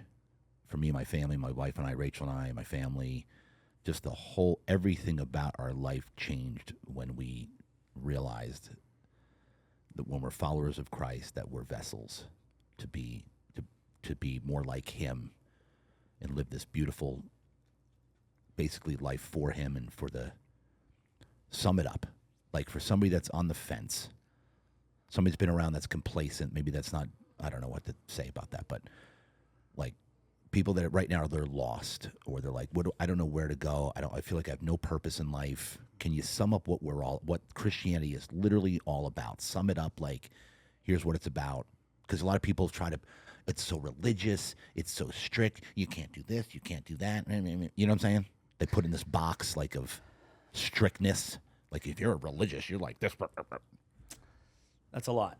It is. So to sum up, Christianity is, yes, to be a follower of Jesus Christ. And to be a follower, it's not just follow the leader. When you think about that game we played when we were kids, it's like where I go, you go. Where I step, you step. Not just, and depending on how we play it, we used to play horse, right? Yep. And we always had to be like, hey, is this horse like make it from where my feet leave the ground? Or do you have to do the right hand, with the skip? Hi! And like we'd play that way. Like, so you had to do it not just what I did, but how I did it. There are a lot of people who believe that God exists, and sometimes they'll use words like a higher power, or Mother Nature, the universe. They believe that there is an entity. The demons, the enemy, the devil, and his minions, his legion, they believe in Jesus, as in they know everything. And I used this earlier, and I said Lord and Savior. Mm-hmm. When Jesus, as a Christ follower, is your Lord and Savior, there's kind of two parts. I'm just going to keep it more simple. But a Lord, and you think about like a king, right, is you pledge your fealty to them. You obey the word of the king, of your Lord. You obey. There's obedience there. And then the Savior brings grace. The Savior, like I need saving multiple times a day from myself, because I've sinned, I've fallen short, I've messed it up, I've botched something. And so his grace is sufficient, which means it's enough. And so we live in this perfect tension of both at the same time, where I'm obeying my Lord and I'm receiving grace from my Savior. And in that, there's great freedom from the strictness, from the things. It's funny, when my son, he first started working out, like not weights, but doing like push-ups and sit-ups, and he's just really into like fitness stuff, kind of just from an early age. I think there was like a push-up challenge going around social. He saw me do it, and he was just all about it. And then he had these goals. He's extremely driven. And then we met this man, Steve Weatherford, and he's an incredible man. God's used him to change my family's life, and he knows this. But he basically showed our family how to kind of work out together and how to do things, and it just lit a fire in Rowan, where the stuff that he was doing before, because we had PE class. My kids were homeschooled, kind of a hybrid thing before, so we'd have PE class, because you think about how you replace that, and I would say, hey, we're going to do this, and there's kind of this like the sigh. You could tell he wasn't really into it. Dad's making me do this. But the light went on for him when he saw the benefit to himself. He saw the results. And then I didn't have to say, this is what we're going to do. You have to do it now. It was, I get to do, going from have to get to. And not just that, but he started to understand not just the benefits to himself, but to other people. And it's something that you preach and talk about a lot, that it's your health isn't just for you, it's for those around you, your family, your friends. And so he tied in that. So I think similarly, the life of a Christian, I think people look at like, oh my gosh, you're going to make me work out, I'm going to do this. And there's like this thing where it feels, it's so restrictive, and there's all these rules and all these things. If you're a parent, and you have rules for your kid, your rules are 100% to keep them safe. It's boundary lines that are healthy, but we don't look at it like that. Why? Because we have a rebellious spirit that says, I want to do things my way. Don't tell me how to live my life. Don't tell me how to work out. Don't tell me. You don't know me. You don't know what's best. That's pride, period. Even say there's hypothetical. There's no God. There's no nothing. If that's your attitude, you're not actually growing. Your growth is stunted tremendously. You're eking along and calling that growth. You're like incremental. I'm growing. You're doing it your way. You have no idea the multiplier that it is to, basically step into allowing people to help you and to so in the Christian life, and for like my son, it was like there's something that goes click for you where you realize, oh my gosh, all of this is for my benefit. All the rules, the rules, like be nice, be kind to people. How dare you tell me to be kind to someone? Screw that guy, F that guy, like, my goodness. Wow. But to me, yeah, be kind to me, But if you get wronged, oh my gosh, and it's a whole to do. It's but that's the blind spot stuff. So what it does is Christian living says that, hey, all these things are permissible for you. You can do all these things, but all these things are beneficial. And we're all different, even in the Christian faith, there's some people who drink and some people who don't. And sometimes it's based on their interpretation of their faith and their scriptures. And then you can be like, oh, that's the religion talking, or is that relationship? And we try to kind of lump either one. And I think a lot of people get on the fence with Christianity when they feel like it's super judgmental. And it's not my favorite topic, but it kind of is. I used to really be into apologetics, just like having a ready response for anything. And I used to host Bible studies with different people that would come to the house, and it was extremely terse. It was intense because you went into it knowing we don't agree, and you think your mission is to change me, and I'm thinking my mission is to change you. But my mission was actually to have someone feel heard, to be seen by this, and then to present options and to see where that goes, because I don't save people. I'm not Lord and Savior. He is. Takes all the pressure off. And so people that think that we aren't meant to judge, we absolutely are meant to judge. Go there. Do you want your kids hanging out with a bully? No. Why? Because you're judging the bully, and you're saying the current situation of this kid is that they wouldn't be good for my kid. You absolutely judge every product that comes into your house. Is your family going to eat that? High fructose corn syrup? It's like you're judging that product, and like, oh, okay, you're just changing the word judge. No, I'm really not. We judge situations. We judge relationships. We judge what we're going to consume. We judge what we're going to produce. We judge we judge people on their fruit. And the Bible, which is the truth, says that there is one way to the Father, and that's through Jesus. One way, not one and a half, not there's a back door. It's like there's one way. And that Christian living, a righteous life, like the right way of doing something, people don't want to talk about it, even in church, because you get canceled, and people think, and even before the whole cancel word, people write you off as being judgmental. You're like, because the thing that you're doing is harming yourself and or other people. So I'm telling you, that's probably not a good idea. And I think what it comes down to is there's some people, it doesn't matter how you say it.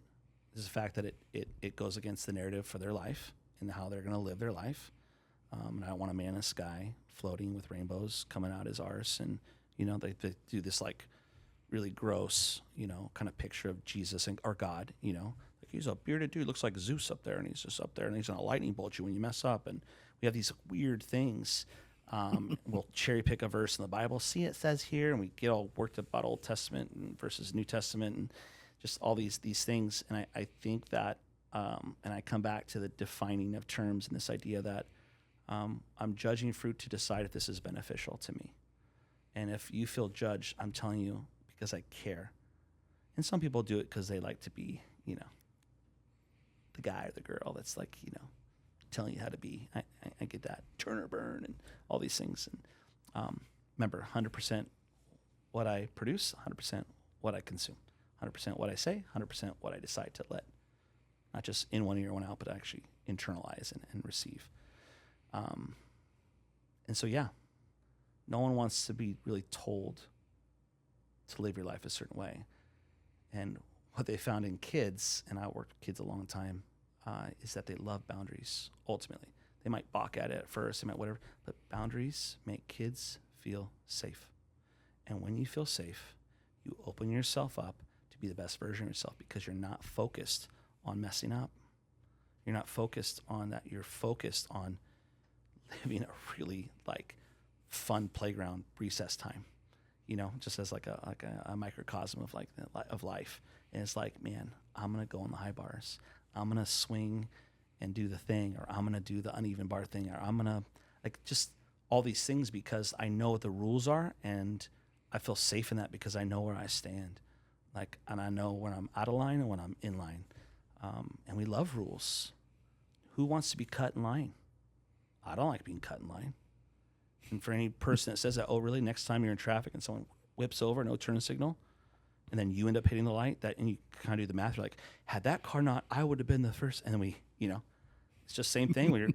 Recess is over. What happens? Every kid's sprinting to the drinking fountain, right? All sweaty and, they're not smelling like BO just yet, but, they're all sweaty and they got, like snot in their face and they got food on their shirt and they're all waiting in line. And then someone goes, no cuss, no bus, no coconuts. We have this like thing instilled in us that like rules are actually good. We want to follow these rules because it doesn't just keep us safe. It's actually, there's justice there. It's like fairness is there. God is a God of order and structure. Like everything he does is for us. But we don't look at it that way. We look at it as like, you're trying to control me. You're trying to manipulate. You're trying to this. What can he get from you? God desires us. He doesn't need us. What does he need from you? If you say no to him, he's like, oh, there's the whole plan. I had this plan. I had a plan. Hey, I had a plan. And now the plan's done because Chady decided to say no to me. Gosh, you freaking kidding me? Like, the pride is like, my gosh, it's just oozing out our pores to think that. I think it stems from that. It's that selfishness. It's that pride of thinking like, I know it's best. And I think too, sometimes we take Christian ideals or a worldview and we say like, oh, we got to, do this thing. And then we start to get, we actually start to get really kind of self-righteous about it, and thinking that it's like, well, you say you're supposed to love everyone. How's this loving them? If you're telling me that, and I don't want to get into politics and stuff, but we're saying that this person is not living a life that is correct. How can you tell them that? And then we go, oh, because the Bible says, and they're like, well, I don't believe in the Bible, so how does that? And it's just like, so then what? We come back to science. And then the question is, which science? COVID, which science? Evolution versus which science? Well, science, but doctors, but not that doctor. Well, because that doctor defies your narrative. This is exhausting. Yeah. It's exhausting. Like, make up your mind. Science or not science? Well, only certain types of science and, peer-reviewed, like I've heard this, like peer-reviewed publications that what about this one? Well, not that one. That one's, and those are exceptions, but like the general gist of this, like, I'm like, science changes like every year because we learn more and more about our universe, about, the biology and the physiology and the psychology and just like all these things. And then we realize like, oh, I know what we said. I mean, there's stuff in my textbook back when we had textbook. I don't know if they have textbooks now in school. They do. Do they? Okay. I think so. I don't know if stuff's all online or what, but yeah. There's textbooks. Is there? Okay. But like textbooks, like why is there a 257th edition of this book? It's because our understanding of the universe has changed. And so what we said, this is science, but we don't like to talk about that. We like to like gloss over. We don't call things theory. We say this is fact, science fact. And it's like, dang, science fact in 90s when I was in junior high and high school is science fiction. Yeah. So it's kind of like, what else is it that we don't know? And I saw this guy and he drew a big circle on a whiteboard and he put a little teeny circle like kind of on the side. He's like, this, if there was a limit for all things that can be known, this is what we currently know. Why can't God exist here for you? Why can't he be in this things that can be known? It's just, this little is what you know. It's really powerful. I don't know. There's nothing I can say to convince anyone on this podcast or even if I met someone in person. But I'll share what I know. I'll share what I've experienced. And I'll let God do the saving. And the only way, or let's just say the best way, to ever help anybody, to ever help anybody, is to set the best example possible. Which brings me to the word fruit. Oh, you have a mind like a steel trap. Oh, perfect segue. You want to talk about that? Perfect segue. What is fruit? Okay. Because it's one thing to go to church, worship, talk the talk a little bit. But if you're not living an actual saved, what does a saved life look like? Oh, man. Okay. Yeah. Because people are going to look at you and go, but wait a minute. And this was me before I got to church. All the people I knew that I saw going to church, they didn't have as glorious and harmonious as marriage as I did. They didn't have as beautiful as family as I did. They weren't having as much fun as we were having. That's what I saw. Yeah. Till I got to Awaken. I said, ooh, this is lining up. Fruit. Let's talk about fruit. I believe there are people who have accepted Jesus as their Savior, but not made him the Lord of their life. Mm. And so lordship ties in obedience, and Savior ties into receiving grace. So we love the grace. I don't necessarily love to give it to other people, but we love receiving the grace. We're all, so many people on the spectrum, right? We love grace, and we love that, this idea that I can sin and then get washed, and we think we get washed at church or, like whatever it may be. And yes, he died for every sin. But if we are a litmus test, right? If we are a follower of Christ, if we're, playing, it's not that we're in competition with them, so maybe the basketball horse example doesn't make sense, but we don't just walk where he walks, we walk how he walks, we talk like he talks. We do what we see him do. He is the model of, Christian living Christ, Jesus Christ. And real quick, yeah, his 3 years of ministry, how did he operate? Speaking into people's lives, ministry, healing, loving. Yeah, all those things, and judging. Yeah, people like to talk about when he flipped tables. People were gambling, kind of this outer. It was inside, but it was like this outer thing at the church, and this is before the veil was torn, and he died on a cross, and he saw people gambling, and kind of turned it into not just gambling. It was like a place of swindlers, so it was like marketplace, but like poisonous marketplace. Let's just say. Yeah. I said gambling, but it was, a lot of bad things happening. He flipped tables. We're like, oh, and he was righteous in that, and sinless in that moment. People like to point that out as like he lost his ish, but yeah, Jesus loved people where they're at, and he shared the truth. He didn't make anybody decide. So he lived a perfect life, and his disciples got to see that day in, day out. But Jesus, he taught a ton. Like people like to just kind of go through his miracles and realize, like, oh my gosh, these parables. Like his heart was to teach, and they called him rabbi, which means teacher, and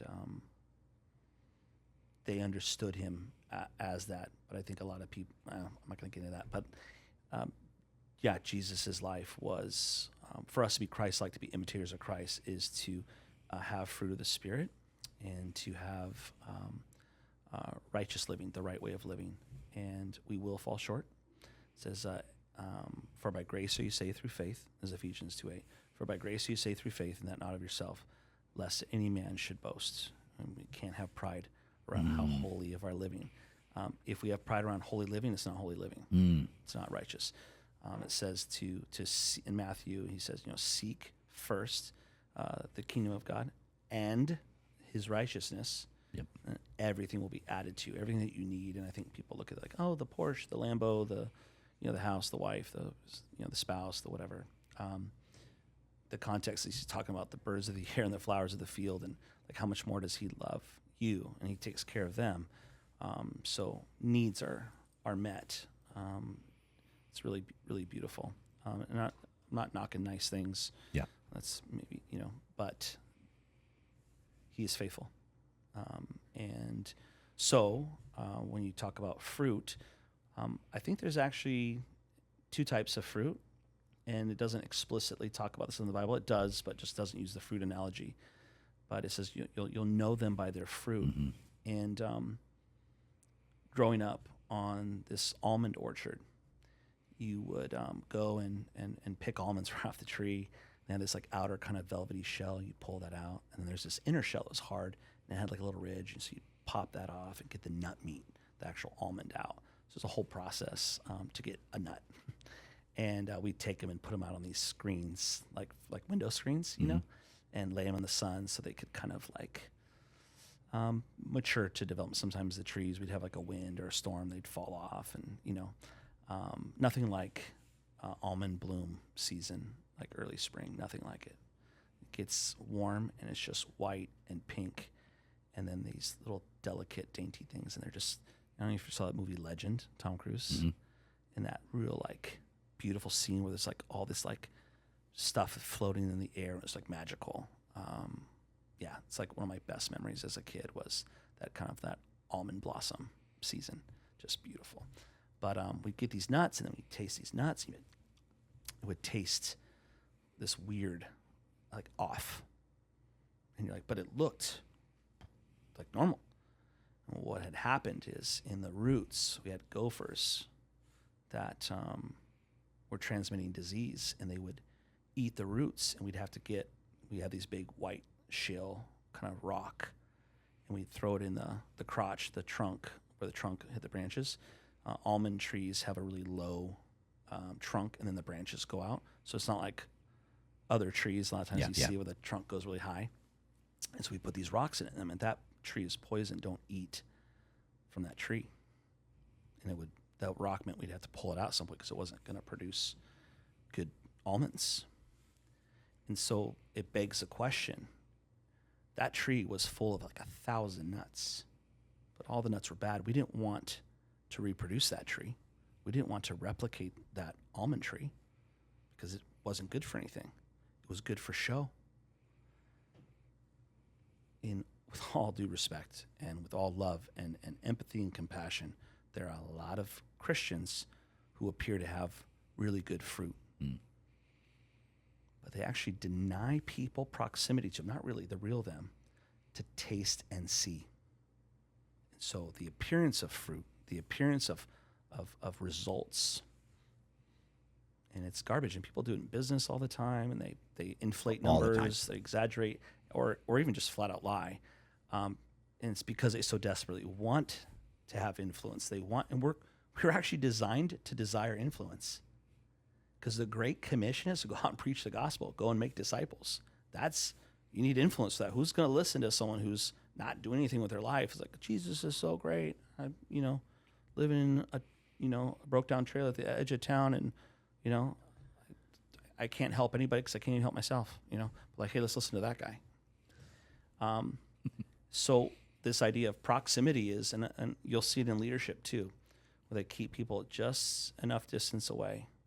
So by association or proximity, I want to be like I'm with this church leader, whoever. And this is like capital C church, okay? This isn't like specifically at our church necessarily, although I'm sure it's everywhere. I've seen it everywhere. Yep. And so we have a ton of nuts on our tree, but we don't let people get close enough to actually taste it. So tell us how you got those nuts, and I'll tell you. What we didn't realize is that you've allowed gophers that are eating up the roots and poisoning the tree. And the Bible talks really specifically about the branches that don't produce need to be cut off. When first and foremost, God doesn't want to cut us off, and that's death and hell. He wants to prune us first. But if we refuse to be pruned over time, now the almond tree example doesn't fit for this, but for a fruit tree that's not producing, you would prune it, you'd cut it down to the nub, painful. The presence of your authority, of your leadership gets diminished or taken away. So now you're like, do I even exist? Like, who am I? Oh, because your identity is what you did, not in who you are. That's a whole other thing. Yeah, Saving that. sure. And there's this process of growing and then producing good fruit. Any leader that tells you how it is and they don't have a prune story, they're full of prunes. Take that one to the bank. If someone doesn't have a prune story, I do not trust them.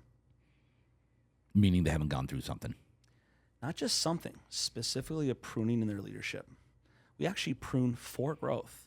Like, it's a tactic, because certain things, there's not enough nutrients, not enough water getting to it. Maybe the conditions on that side, sometimes, there's a multitude of factors. Lean into the pruning, like, look for it. Like, pruning is a sign of love and care. A gardener that does not prune is saying, I don't care about this plant. I don't care about this. And if we as people are meant to, he says, this is the whole abide in me and I in you. Like, that's the whole point, is that we abide in him. We follow him. We love him and allow him to work through us, because the branch, apart from the trunk, right, apart from the root, like, you don't just have a branch, you hold a branch and it's just magically producing fruit. Like, it's got to be connected to the source, capital S. That's what abiding in him looks like. It's connected. It's in fellowship. It's in relationship. It's coming under. It's surrendering to the branch, surrenders to the fact that it cannot exist outside of the trunk of the vine. That's what the Bible says. The vine is like the trunk. He is the vine with the branches. And the pruning. God is a great gardener. He knows what he's doing. What about those that are just so egotistical, so caught up in themselves, they don't think they need pruning? Like, there's leadership that I've seen everywhere, not just in the church. Sure. That just they're literally beyond pruning. They will cause harm. They will be ineffective. It's a matter of time. Yeah. So what happens is, so we put on masks. Well, everyone puts on a mask, to some degree, and I don't want to. And it takes a lot of work and effort to keep up appearances, and so people will put on a mask. And so I know we're flossing between these analogies. Yeah. But imagine from far away, like, oh my gosh, this branch is so strong, it's huge. Look at this big juicy fruit on it, and all this. Oh my gosh, and it's just it's a branch mask, right? Not just like a face mask. It's a branch mask, and you're just like, oh my. The point is, it's meant to conceal what's underneath. That's what a mask does. It conceals. It presents. So it presents like there's fruit, and maybe at one point they were fruitful, and maybe they're really good at regurgitating what someone with actual fruit talks about, and they're good at mimicking that, but they don't actually have fruit. It's not authentic. They don't have fruit themselves. That's dangerous, and I've seen people like that get promoted in the workplace. Eventually, it will catch up to you. Kind of that fake it till you make it type stuff, or fake it because you did make it at one point in time. It's just a gross thing, because I don't believe that everyone's trying to hurt other people with it, but they really do. And actually, I didn't tell you, I've told you this, but like, my mission, specifically outside the Great Commission, right, to go and preach the gospel, to share the gospel, and to make disciples.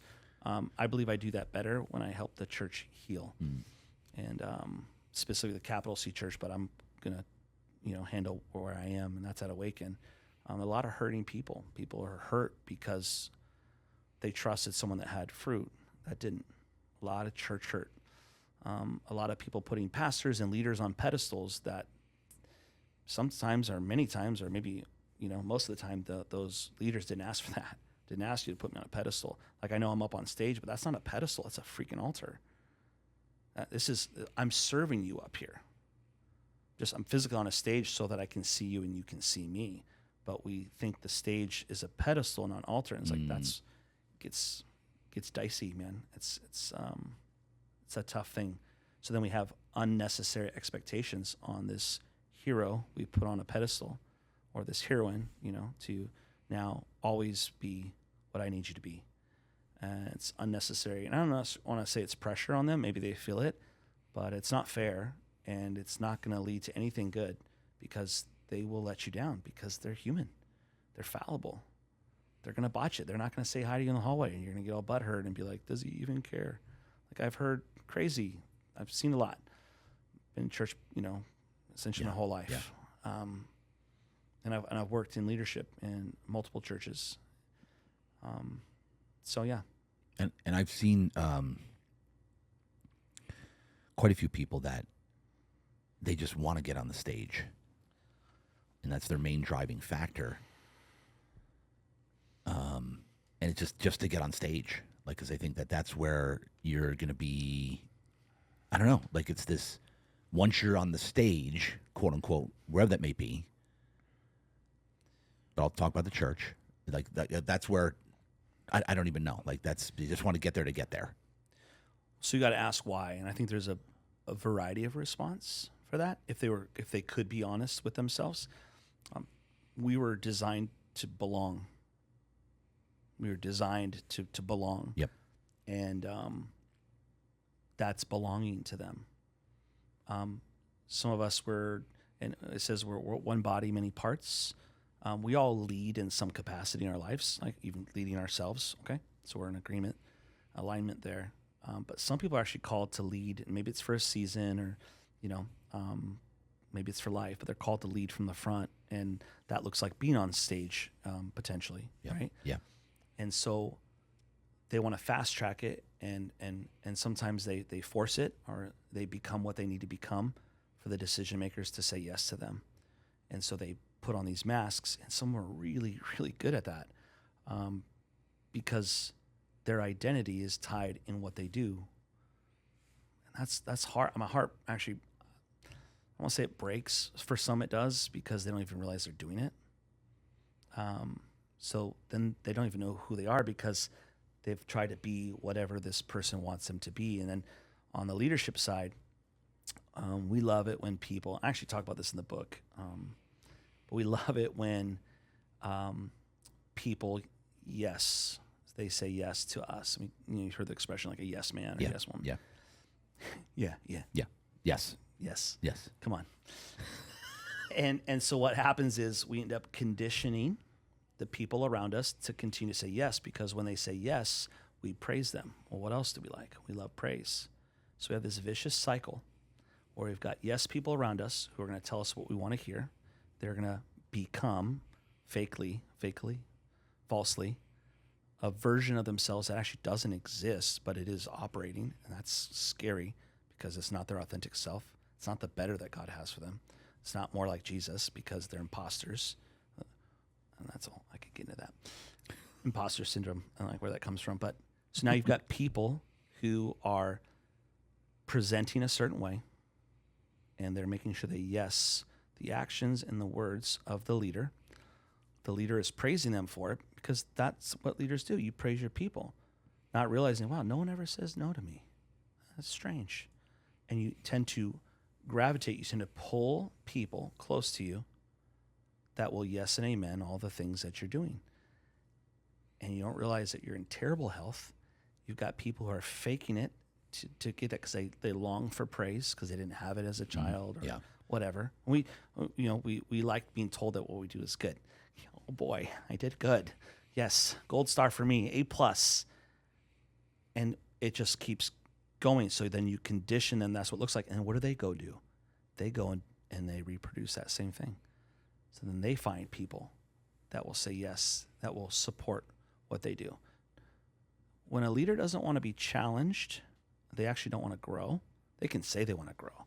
But and I think it's really weird when you've got like pastors or leaders in ministry, and just as a leader in ministry, like you have to watch that because sometimes you're like, I don't want to spend time to slow down here to do whatever. I need people who are with me.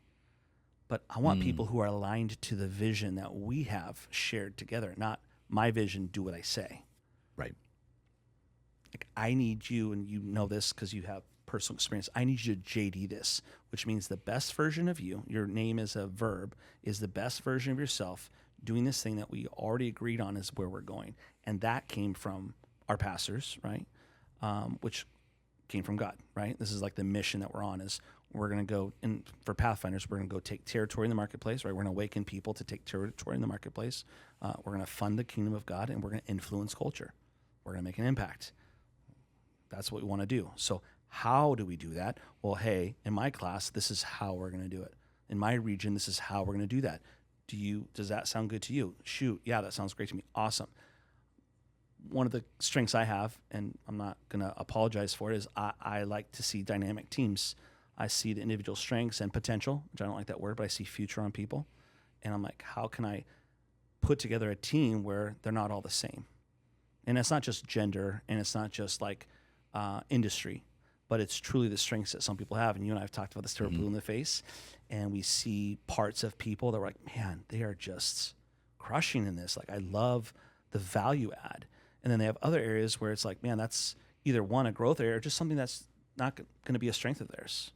That's okay. I think we tend to think I've got to be so great in all these areas, and we focus on our weaknesses, and it's like pulling up the floor that we're standing on versus raising the roof on the stuff that we're already really good at. And God's given us talents that we're, cultivating and refining into skills that we leverage to help people and to bring value. It's a value add. And so having this team of people that can subscribe to the mission, so they're coming in willfully.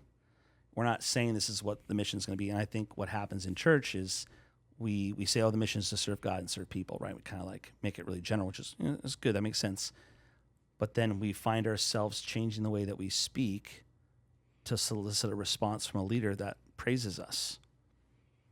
And we've made them our God. Mm-hmm. The idol. The idol. 100%. Yep. They didn't ask to be an idol necessarily. And maybe their leadership is lacking in that area. I've seen it. I've been it. Anything that I've seen in other people, like I've been there, or maybe I am now to some degree, or I will be. It's just part of the journey of like figuring stuff out. I am very aware of it. And I don't want to be like that. And so I have to guard, the words that I say and how I'm coming across. So I ask for feedback. I think a lot of leaders don't ask for feedback around things because they don't want to be challenged. And sometimes they think that asking that question makes them look weak, but it actually makes them look like a dictator, right? Or it makes them look like they're I know all, and the value add is in your value as a someone who I'm doing ministry with. Like, you actually work for me. We don't work together. That's the first thing. Second thing is your value is in how well you can execute what I tell you to do.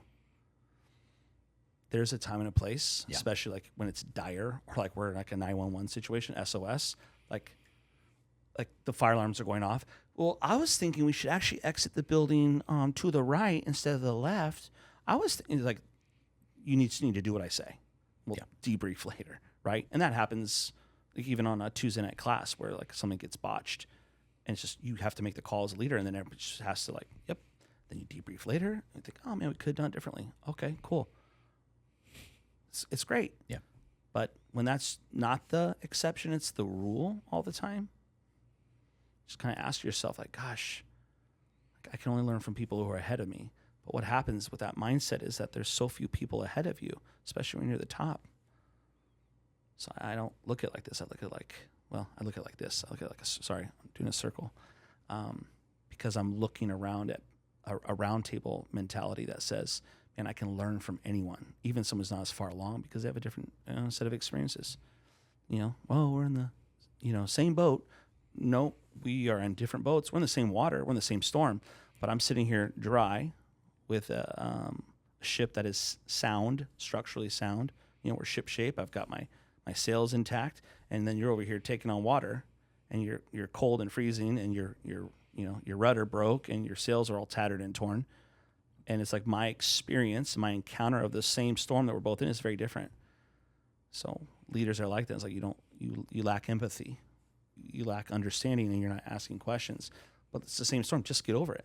Oh, just do this. Oh, just do that. It's like, bro, I'm surviving. Yeah. Yeah, I know. And you shouldn't do that. It's like, cool. It's like that idea of like, hey, we don't want to just like give people fish, right? We want to teach them how to fish. Cool. Could I offer, let's give them a fish while we teach them to fish. Could we do that? Could we meet them in their need and get them to a safe place, like we talked about, with boundaries and understanding, so that they can, and honestly, despite my greatest efforts, Jesus saves. Anything good that I could possibly do to help someone in a storm or to whatever it is, nothing good comes from me alone. Nothing. And it's not like, well, we got 99% me, 1% Jesus. It's like, in my weakness, he is made strong, which means in my absence, I give him space to move, to do what only he can do. And something else you've said as leadership type training that I've gotten from you, which has always resonated really, really well, is the last thing you want to do as a leader or discipler of others is to create a cookie cutter version of yourself. Oh, yeah. Go into that a little bit. I know you touched on it a little bit. Yeah. Let's go further. We'll replicate what we model, right? That's just a truth. Everyone can agree with that. Like, what you model, the people that are under you, right? Yeah. We'll seek to replicate that. So if this is what discipleship looks like, you say, hey, now go make disciples. You're going to do it like you were taught. Or you'll go complete opposite because like, that was horrible, right?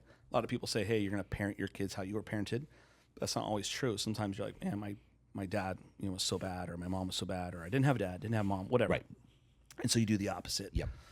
Sometimes not even the opposite because it was good. It's that pendulum swing. But in leadership specifically, if you raise up a cookie cutter person, one that flies in the face that we're all made uniquely, so that's scary. That's scary because someone is fake. If you have leaders that are all like you, they must be faking it because everyone's different. Now, to be clear, like aligned on the vision, great. Like, hey, I want you to carry the culture. It's like a nice thing we say, be a culture carrier. Yep. Absolutely. But the flavor of that person, it's kind of like saying, hey, here's the goal. This is where we want to go.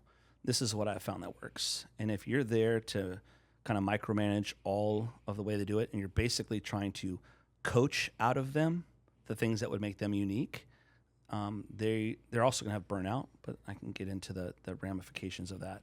But they're going to try to assimilate not just in the what we're doing this for and the why, but in all the nuance of how.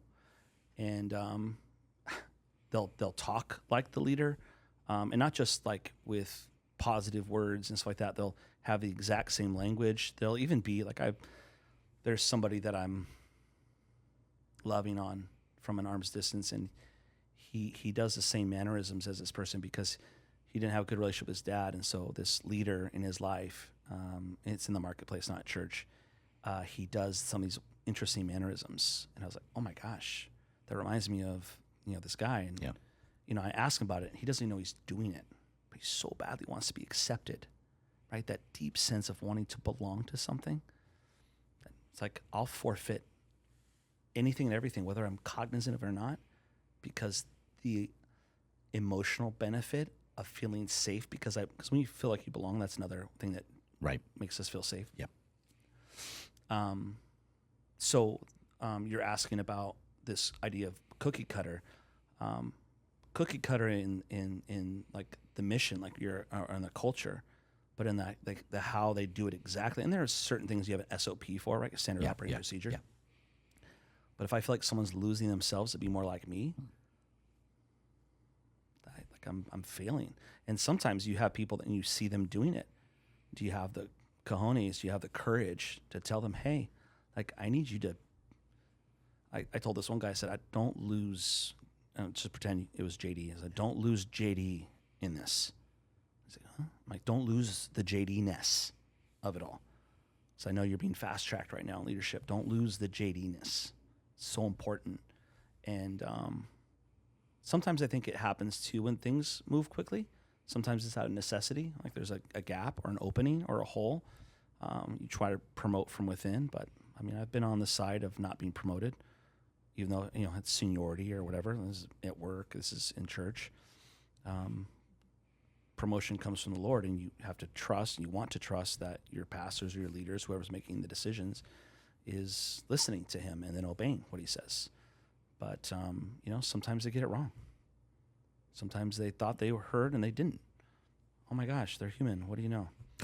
What do you know? What do you know? Or you see these cookie cutter leaders that go and they try to, and then you have these like kind of clones going through, and you're like, oh man, like you almost can tell what branch of discipleship they came from because they're so similar. I think that when a leader is Christ-like and you're displaying the attributes, like authentically displaying the attributes of Christ, that's wonderful. That's the fruit of the Spirit. That's beautiful stuff. And they're patient, they're gentle, and they're kind. You know, they have self-control. Like that. I love that. I'm talking about like certain things that aren't necessarily biblical, maybe that are more like personality things, and you know, they almost become little robots. Which, like I said, God didn't want to create robots that just loved Him, but we as humans would love that because it satisfies and it validates the narrative we have that I'm worthy to be followed. I'm called to be a leader, and if I'm a leader, I have people who follow me. And we talk about this too, but if your heart isn't for every person that follows you to exceed you in their own way, like to go further than you, to be strong, you just want to keep people.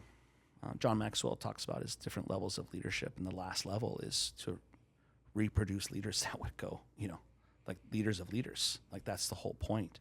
And I think a lot of people get stuck in that level 2, level 3, and they don't actually ever graduate to that, and it really comes down to pride. Yes, pride rears its head over and over, different ways. Yeah, it's had its clutches in me more times than I could count, man. I mean, it is so prevalent in everything. Yeah, pride. Okay, you've mentioned the word several times, but you haven't gone into it too deeply yet.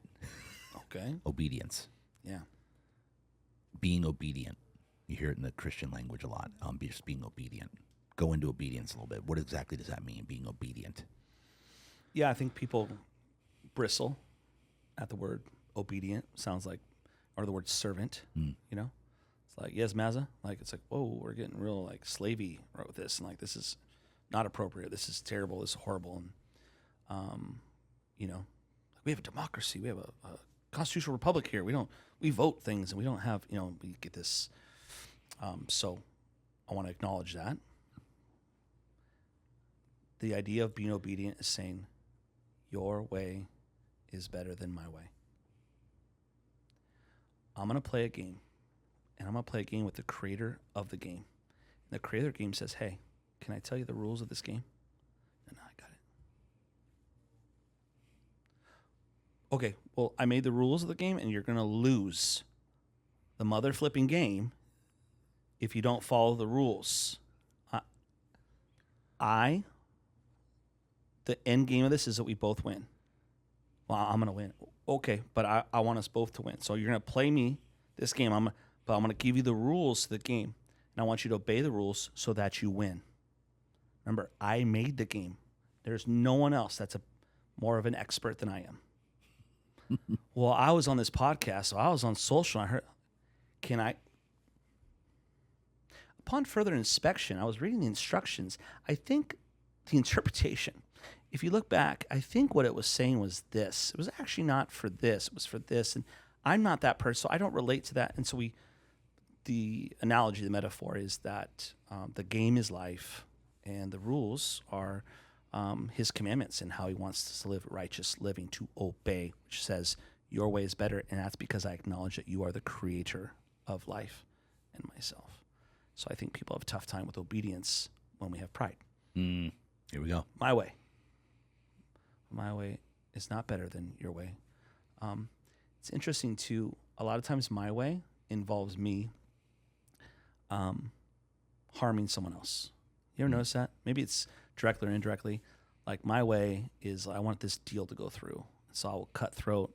I will like dog eat dog.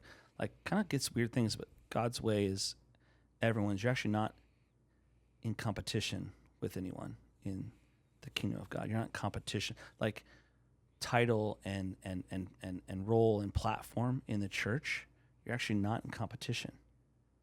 We think that we are. Right. We think I'm in competition with someone for the next rung on the church ladder. We've lost our way.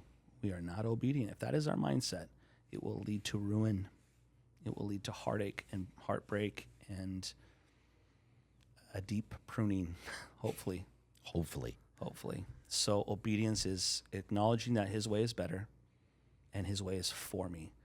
And then we do it. And honestly, obedience doesn't equal fun necessarily, right? Obedience doesn't equal easy. Obedience equals good.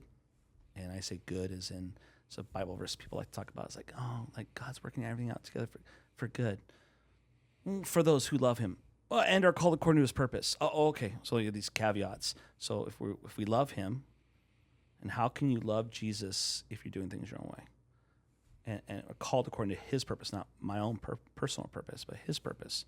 Well, he's made that very clear. So if we're called according to his purpose and we love him, then he's going to work everything out together for good. Well, let's define good.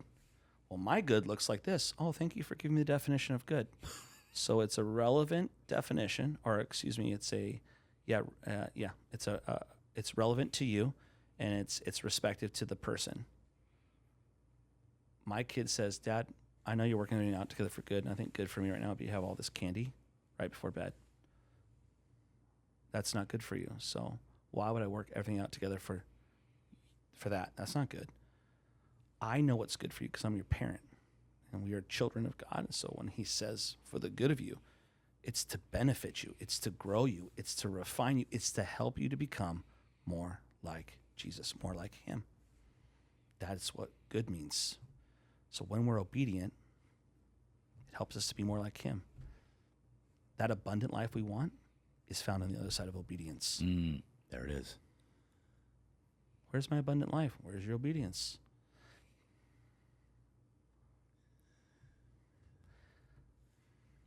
I think that I would like to listen to the person who invented and created the game.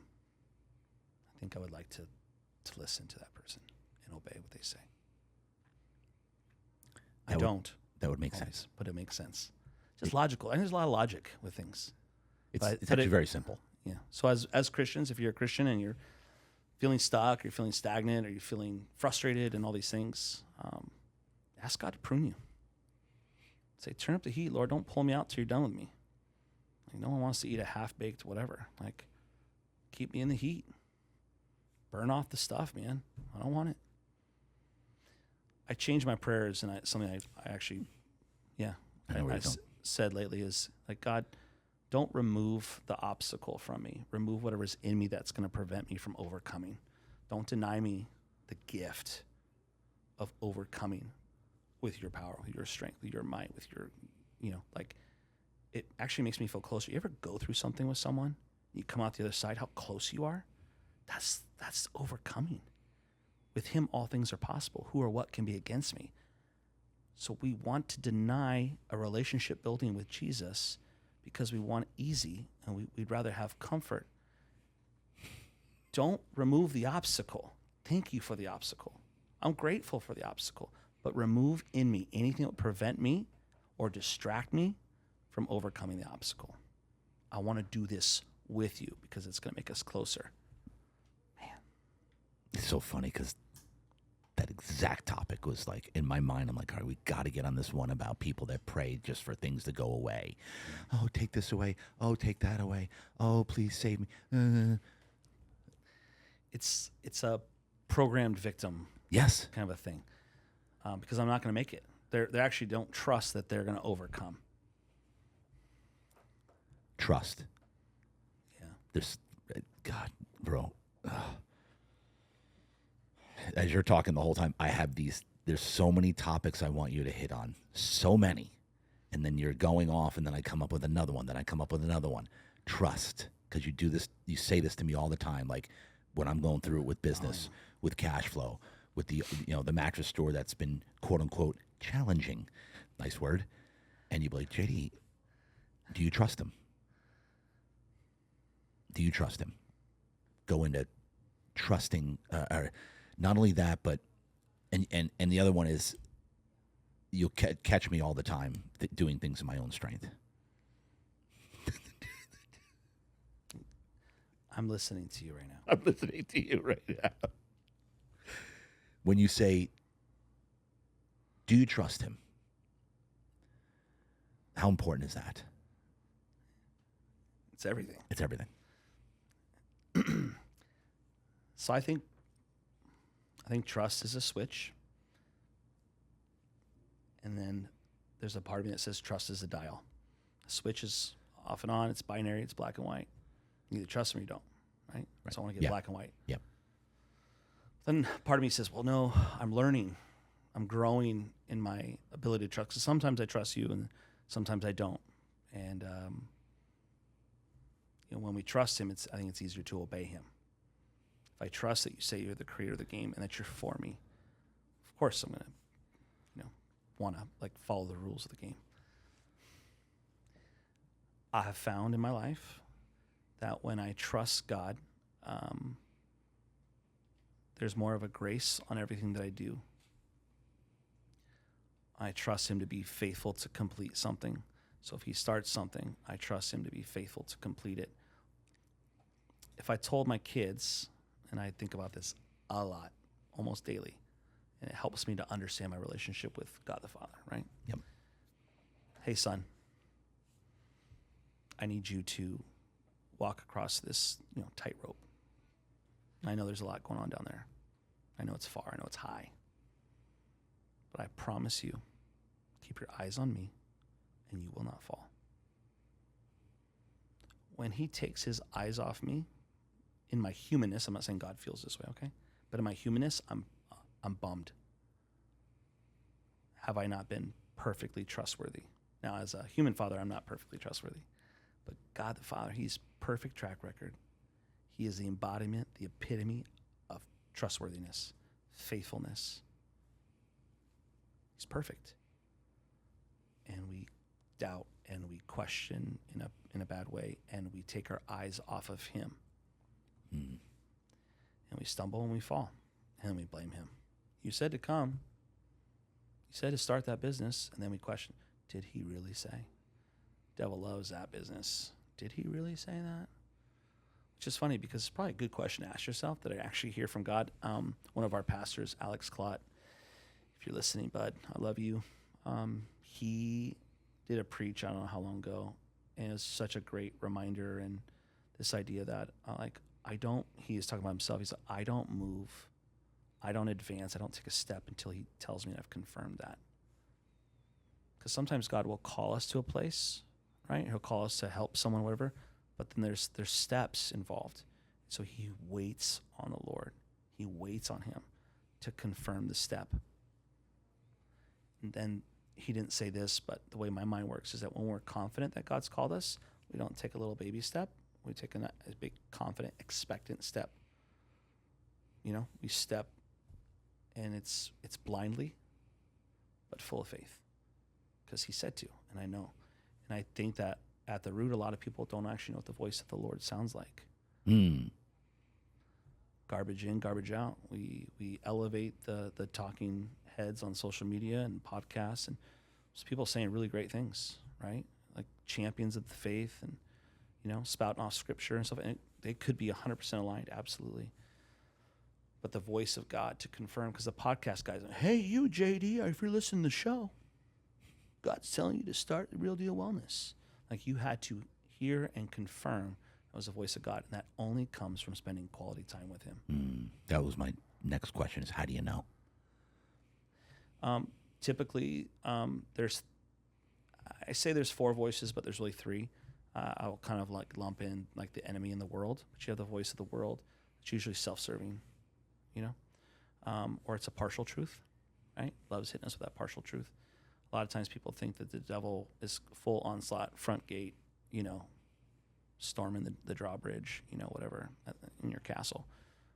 But he's actually putting sleeper agents in, and they're gaining access to the mind of you. And he's sneaky like that. If you do full frontal assault, you're going to know it's the enemy, and you're going to battle, and that's. But if I'm sneaky with it, if there's assassins, if there's bad counsel around you, right? I can take down in Lord of the Rings, I was watching with my son, and the second one, the Riders of Rohan, the king of Rohan had bad counsel. who actually warped his mind and ended up basically putting a spell on him. And I mean, it looked like a deliverance when Gandalf was pulling that out.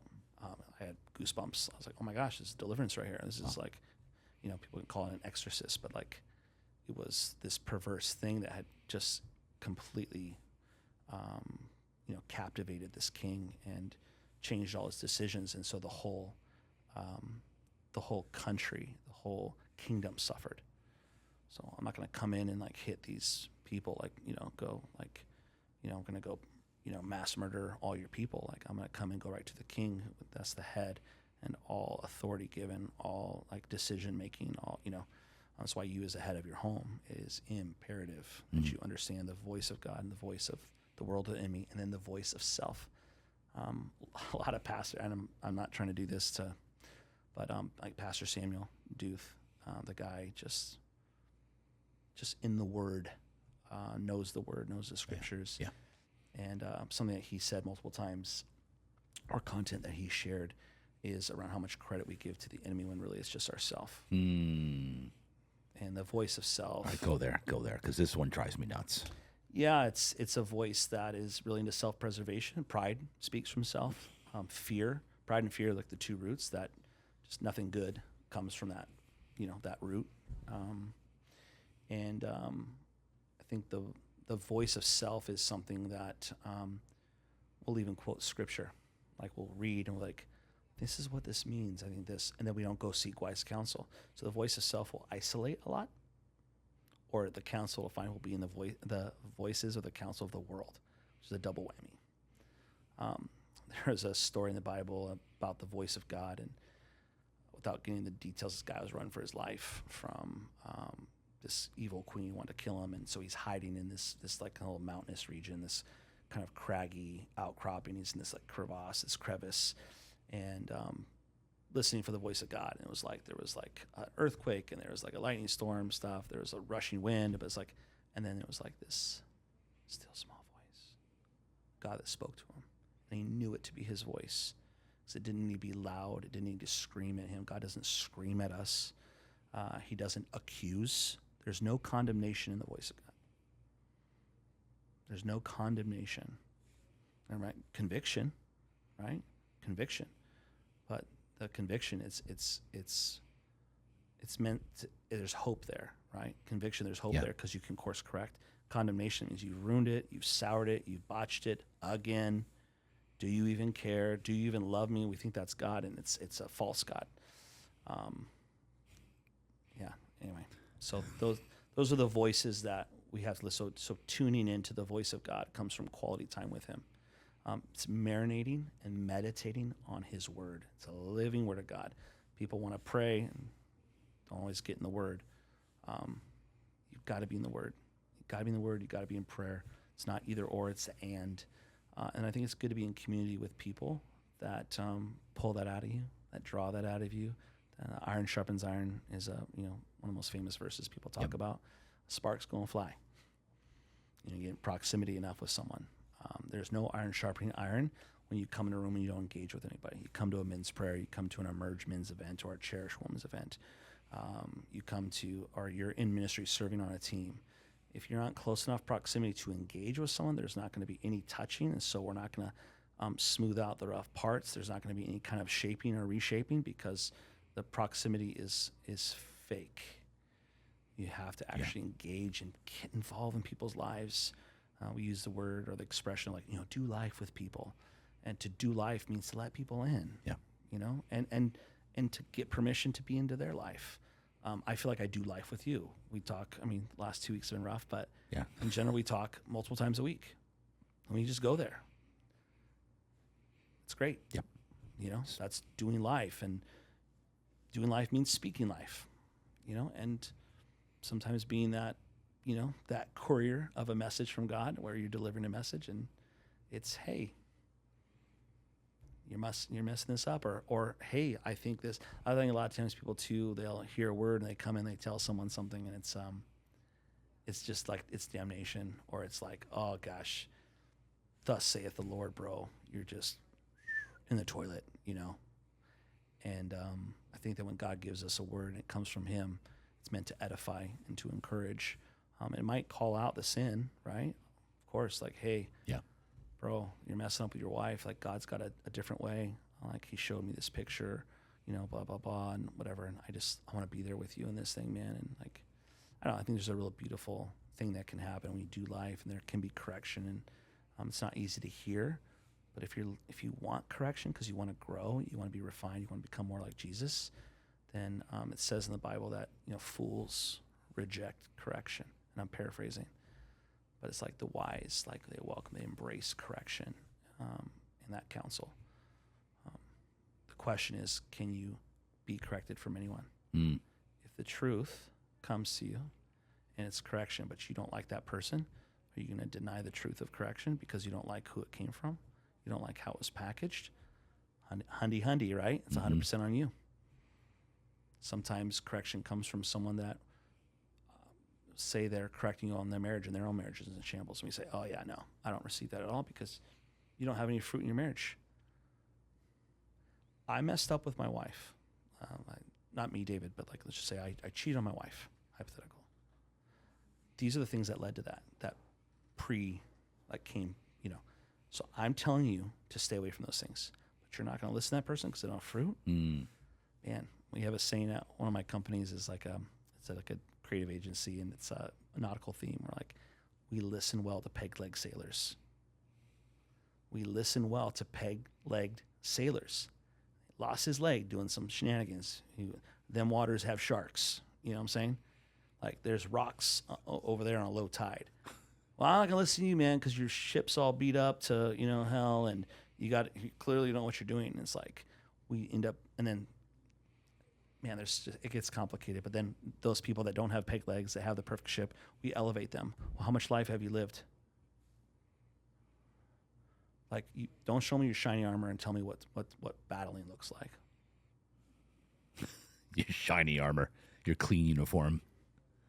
No like grass the kid stains. After no grass football, stains. right? You know who played, Yeah, and who stood on the sidelines. Doesn't mean that you don't have an opinion or you don't have value to bring. I'm just saying, like, man, I could listen to anyone. David Ewing, will learn and do learn from anybody. Pastor Matt, like our campus pastor for San Marcos, he says all the time, like, chew up the meat, spit out the bones. So you got to process the good stuff, the stuff that's going to be good for you, and then leave the other stuff, and just know that person, they're fallible. They're not perfect. Guess what? Either are you. So if you have something for someone, like, how hungry are you, man? You want to eat, or just like, I could take it or leave it? You have an appetite for growth. You have an appetite for getting better, becoming more like Jesus. Man, be prepared to chew up some meat and spit out some bones. This interview is brought to you by Real Deal Wellness. This is my wife and I started a wellness center about a few months ago, and this is a big deal because we're making wellness affordable for everyone. That's the mission here. We offer red light therapy, cryotherapy, infrared sauna, compression therapy, halo therapy, which is dry salt therapy, at a price that's never been seen before in the wellness industry. It's a membership-based business. You join, you have unlimited access to our center for less than $100, $99 a month, Real Deal Wellness. Come down, join the club, join the mission. Let's go. So, all right. And let's keep it, in general, but more towards Christians. As Christians, how do we know when we're operating in our calling? And by that, I mean marketplace, or our profession, of how we, let's talk about that, like in our calling, or I'll tee you up and you take it from there, because I know you got something on this. Yeah. I used to think that God's calling was specific for everyone, in terms of, this is the company that I'm supposed to work for, or this is the company I'm supposed to start. These are the products and services. This is I'm going to be this. And it was very much in the doing. I'm going to do all these things. The calling of God is to do these things. And they were very specific. I thought that was for everybody. And I just saw him kind of, masterminding this whole thing. And I think that can be true now.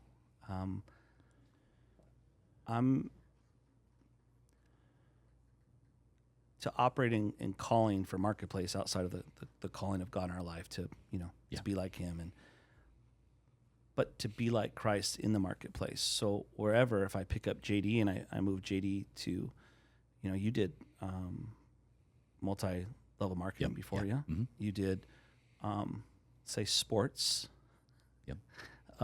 things that you did with sports-related things. And then you've done furniture. Sports related. Related, loosely related. Yeah. Yeah. And so you have these things where you've JD'd whatever that is. And so I think the calling of God in our life is to be the best version, the better version. Really, best implies that we've reached pinnacle, which is not true. There's no growth there. The better version of yourself in wherever your sphere of influence is. And sometimes I think we spend the lion's share of our life looking for the perfect fit. We're looking for this, we're looking for that. We're not. It's almost like a puzzle board, and we're looking for the board, or we're looking to see where we fit on the board that we currently are on. And I think that the first step is actually, in terms of calling, is in how you know where God's calling you, is to say, gosh, what is it that I have to offer?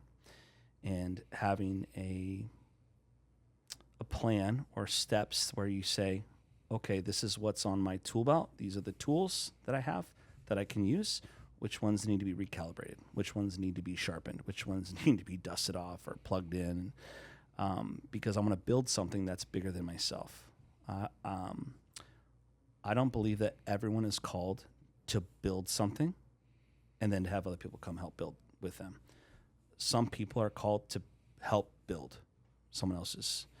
And you might have, because it's just, again, the logic of everyone's building their own thing, like we're the workers. If everyone's a leader, there's no one that's there to help, be carriers of culture, because, this doesn't work that way. Well, we have to lead ourselves. We have to, lead our families as men. And I believe that women do things in the family too, and they can lead, especially if there's, your experience, your mom led and did a fantastic job in the absence. In the absence of it. So calling in the marketplace, I think a lot of times we look at it and it's kind of like, how did you have a calling to certain things before you really had a relationship with Jesus? And the way that God designed us is that we take pleasure in doing stuff that we're good at. People say I'm good at this. I'm pretty good at this. Like I'm drawing stuff and like, oh, you're super good at that. Oh, I'm just like drawing, back when we used to wrap our books in newspaper or in the brown paper bags, the book covers. And I would just draw band logos all day. And I just had a couple people say, oh, you're really good at that. I was like, oh. And I became a designer. Like that was my craft because I could see it and then I could draw it. And I suck at drawing. But at the time, and I wasn't doing it in class. Okay, Mr. Samola, I was doing that on my nutrition break and at lunch before and after school. I was a pretty good student. But anyway, and so I think God's call in our life isn't always to do, but to be, so that what we do bears and mirrors the qualities of Jesus, excellence, competence. And I think that what he's calling you to because he made you. So when there are things that you're good at, that might be a good place to start, but it's not a good place to end. If you end with what you think you know now, like I know there's 20-something-year-olds like, I'm really good at this. And you can attest to, there's areas of my life that have grown or that have been revealed to me in my 30s and my 40s that, I'm so grateful that I was open to it. I'm grateful for people. Like one of the biggest voices for me was Dr. Pastor Matt Hubbard, men's prayer, and him calling things out in me specifically. We weren't hanging out and doing these things. We were in a men's prayer, and he saw something, he heard something. His time in his quiet gave him authority, not just because he was my pastor at the time, and actually at the time too, I think he was a leader. He wasn't even my pastor, and he would call things out, and it wasn't just me. But when he did to me, he said things that shook me to my core, that caused me to reevaluate like what I'm putting stock into. And then Pathfinders, me as an apprentice, and Pastor Colin Higginbottom and Melissa Higginbottom oversaw that at the time, And I was living this very compartmentalized life where I was called multiple places. And I realized what happens when your calling has you doing things that seem like they're in direct opposition or in completely different zones. One of them has to get relegated to a hobby, and the other has to be something you get paid for, right? Yeah. It's tough. I love kids. I love being around them. I love like making them laugh. I love teaching them. I love just building confidence in kids. It's like my thing. And I have my own kids I get to do that for. And then I also love strategy, and I love business, and I love building confidence in adults.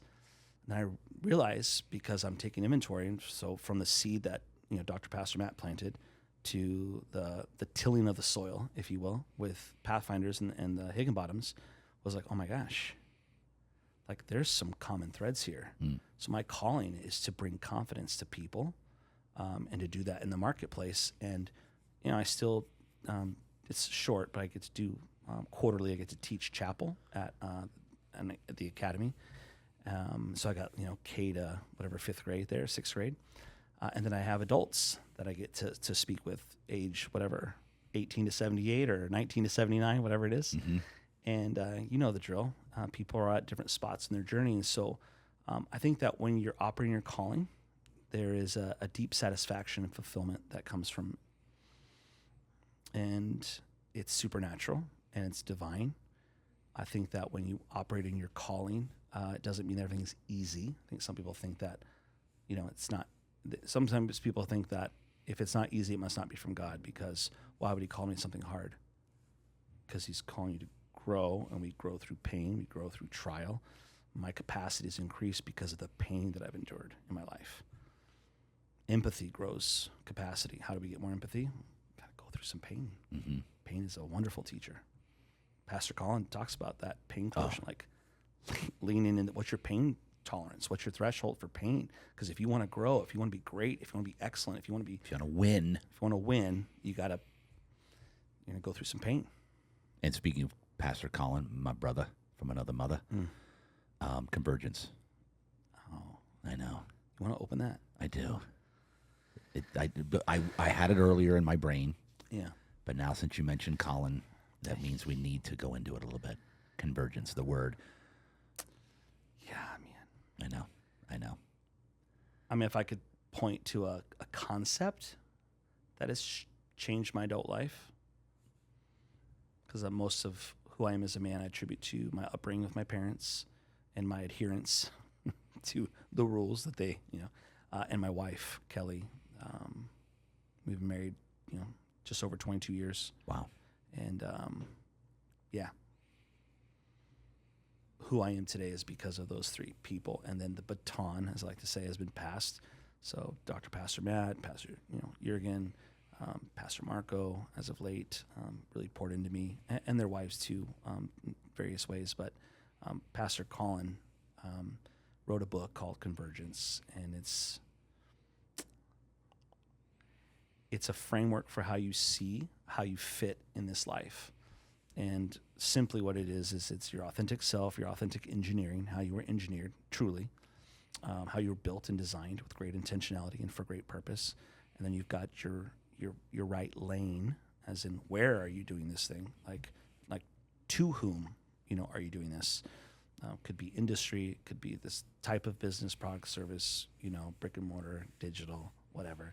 And you've got the right people. And the right people aren't necessarily the people that you're doing it for, it's the people you're doing it with. Because you're not meant to do life alone. If you try to lone wolf things, they talk about you can go far or you can go fast when you're alone. Yep. But you go far when you're together. And I know we don't have there's a clock in the sky, right, running on our lives. We don't know when it ends, but we know there's a clock that's there. And so sometimes I think people say, gosh, time is of the essence. Like I dealt with a lot of death when I was younger. And so I had this go alone kind of mentality, because I don't know if I'm gonna wake up tomorrow. When you experience death, and you're just kind of it kind of brings this sobering reality that it's just every day is a gift. That's why I wake up with praise on my lips. But the right people are the people that, again, right, the hand that's gonna pull you and the hand that you can pull. So it's those that will not just that can help you, but that you can help. But when I say the people to, that's like the end customer is what I mean by that. And then you've got the right tools. Yep. Yeah, we talked about the tools on the belt, things that need to be recalibrated, or maybe you've got a gap or a hole, and there's a tool for you to learn. Always adapting, always learning, always growing, always looking for something that makes you more efficient, that frees you up time to do the things that are, the better things in the creative space. I've found that the ideating, that the front part of it is the most valuable. And it's something that we fly through because we want to get right to execution so the client can see things. But that intentional time of marinating, and sometimes I'll have clients that I'll give them like, 30 questions of whatever, and then they get back to me 5 minutes later. I'm like, no. Like, I want you to spend a day or two. Like, ask God about that. If they're a Christian, ask God about that. If they're not, I'll say, like, hey, talk to some people and keep your circle tight, but marinate on this because it just tastes better. Like, we'll have better results if you can spend some time. And it's been almost 30 years of doing creative work. I didn't even talk about that. You've been in the creative space. Give your business. I know. Convergence. Let's finish. Okay, finish Convergence. Sorry, and it's your show. I'll do whatever you tell me. No, Convergence. Finish it. Okay. Coming to America? No. Okay. Never watched that movie. It's a terrible, horrible movie. Don't watch it. Okay. I love that movie. Go ahead. Oh man. Convergence. So right tools. The tools that will allow you to serve those people better in the lane as your authentic self with the right people, around you, the ones that are helping, the ones that you can help. And then they meet in this kind of this focal point, which is God's power. And as Christians, it is the only differentiator for us in the marketplace, because you can skin the Bible up and you can ravage it and you can pull quote it and cherry pick and create a bunch of short form content about all these principles in life. And it's all coming, the source material is the Bible. And maybe you didn't hear it from the Bible, you heard it from, this guy or that girl who are, giving you kind of, a way of doing business built on biblical principles. But they don't operate in the power of God. And so the only differentiator we have as Christians in the marketplace, and specific to Convergence, is to do it in the power of God, not in your power. And I think a lot of Christian entrepreneurs and business people and W-2 employees are constantly looking to get promoted or to sign contracts in their own strength. And they say, God, where are you? And it's like, well, you didn't make any space for me. It's like you got in your car and you filled it with all your stuff, and there's nowhere for me to sit. I can attest to the only reason I've been able to get through what we've gone through in the past, let's say 24 months with the downturn of the mattress company and what we're going through, launching a brand new business from scratch, was because I surrendered and I put it all up to him in his power. Because in mine, I'd have folded up a while ago, a while. Wow. I can 100% attest to that. And one of the biggest reasons why I was able to do it, and still, there's moments, but you're always there to remind me, JD, do you trust him? This is, you're in his power here. You're always reminding me. So to that note of Convergence, and bro, that Convergence, man, 54 years old, I can absolutely 100% say I'm in full Convergence right now. How you feeling right now with where you're at? You feel like you're in 100% in Convergence? I mean, not like we've arrived. Yeah. I'm just saying, are we in Convergence? Yes, I am. There's ebbs and flows with certain things. Yeah, of course. But authentic self, absolutely. Yeah. Absolutely. How important is authentic self? Talk. I think it's the linchpin for the rest It's the of linchpin. Yeah. Convergence. No. Because without it, how do you know who your people are? Yeah. Because you'll fake it. You'll put on a mask to be what you need to be so that those people are in your corner or in your circle or at your table. Right lane, I don't know where you fit because you're not even honest with yourself. Yeah. How are people supposed to get to, you want to be known, but you don't want to take off a mask. So how do you even know, I don't know who I'm even getting to know, because you're presenting this version of yourself that actually doesn't exist. Yeah, the ego. And you are exhausted. It is exhausting doing stuff in our own strength. I know when I'm really tired, and I'm not just talking about like I need sleep, but when I need rest, Sleep is what God designed our body to do, to repair and recover. And I'll save the sleep master here, all the stuff. But rest only comes from God. And a lot of people are begging for more, one more hour, one more this. And what you really need is a fresh touch. You need a fresh touch from heaven, a fresh touch from God. You need a refreshing. You need rest. And he gives it freely. He wants to. He desires it. You don't have to ask him, God, would you give? But now, do you make time for the rest? Where is rest found? You know, man, that's so to a point about authentic self. Even the right tools. I would hate to go like do something, whatever it is, and not be the real me. And then you're wondering if people like this version or not. I think what happens is it gets conditioned to us in like junior high and high school. My son's a freshman. My daughter's 7th grade. And you got kids similar age, and you see them trying to belong.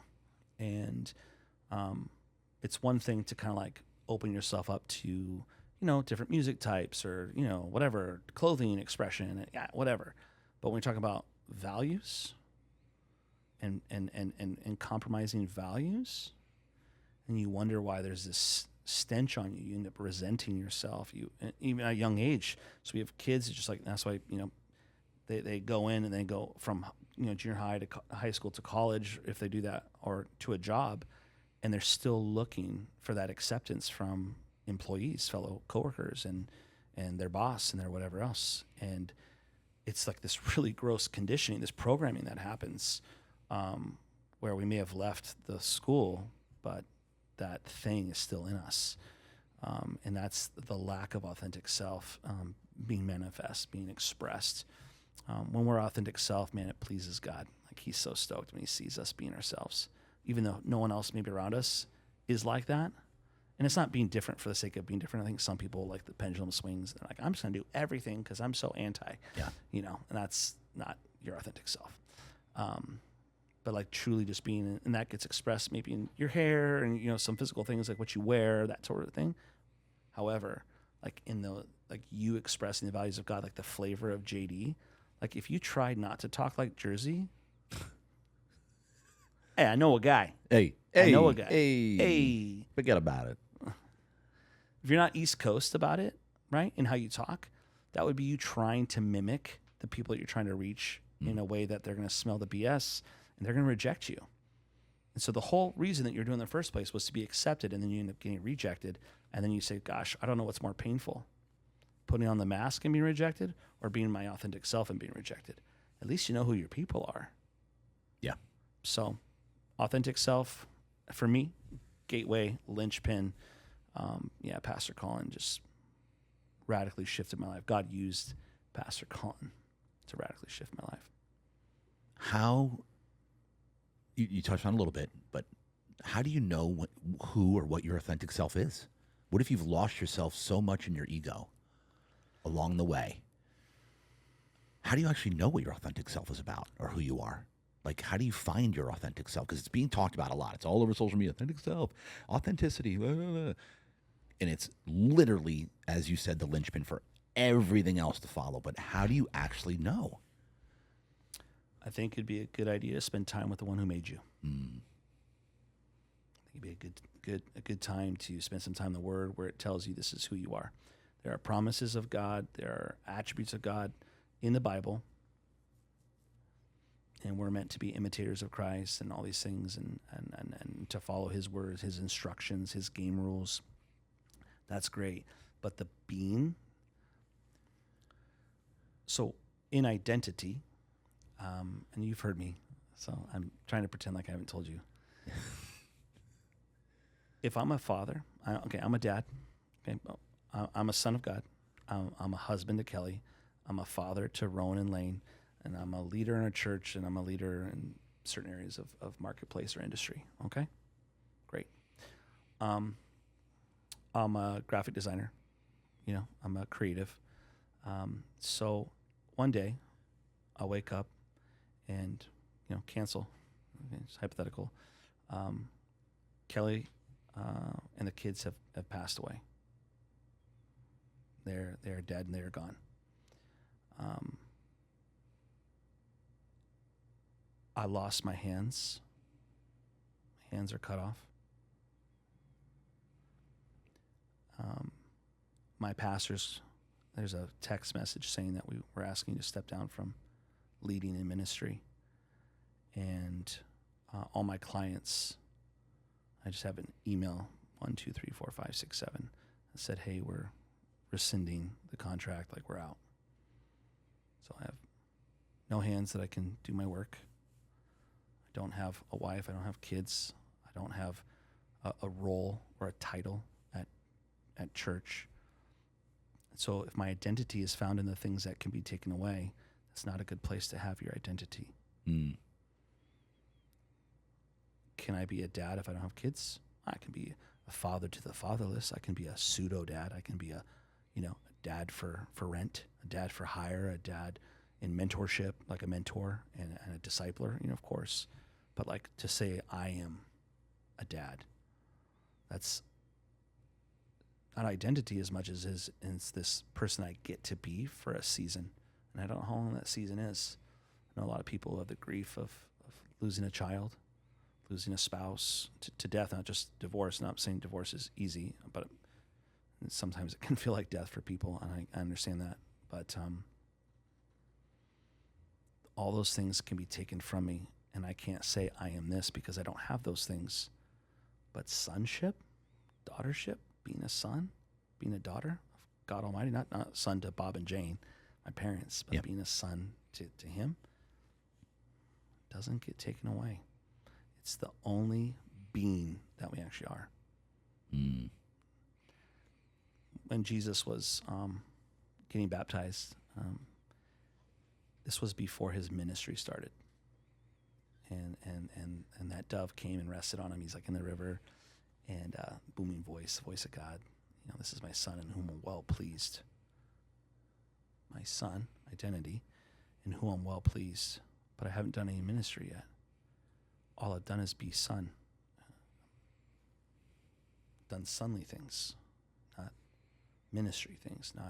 He worked as a son of a carpenter, and he was a son to Mary and Joseph, and he had friends and whatever else, and he had a couple things where he was like, with the Pharisees and with the rabbis. I shouldn't say Pharisees, but whatever. Just they're Pharisees. Just people,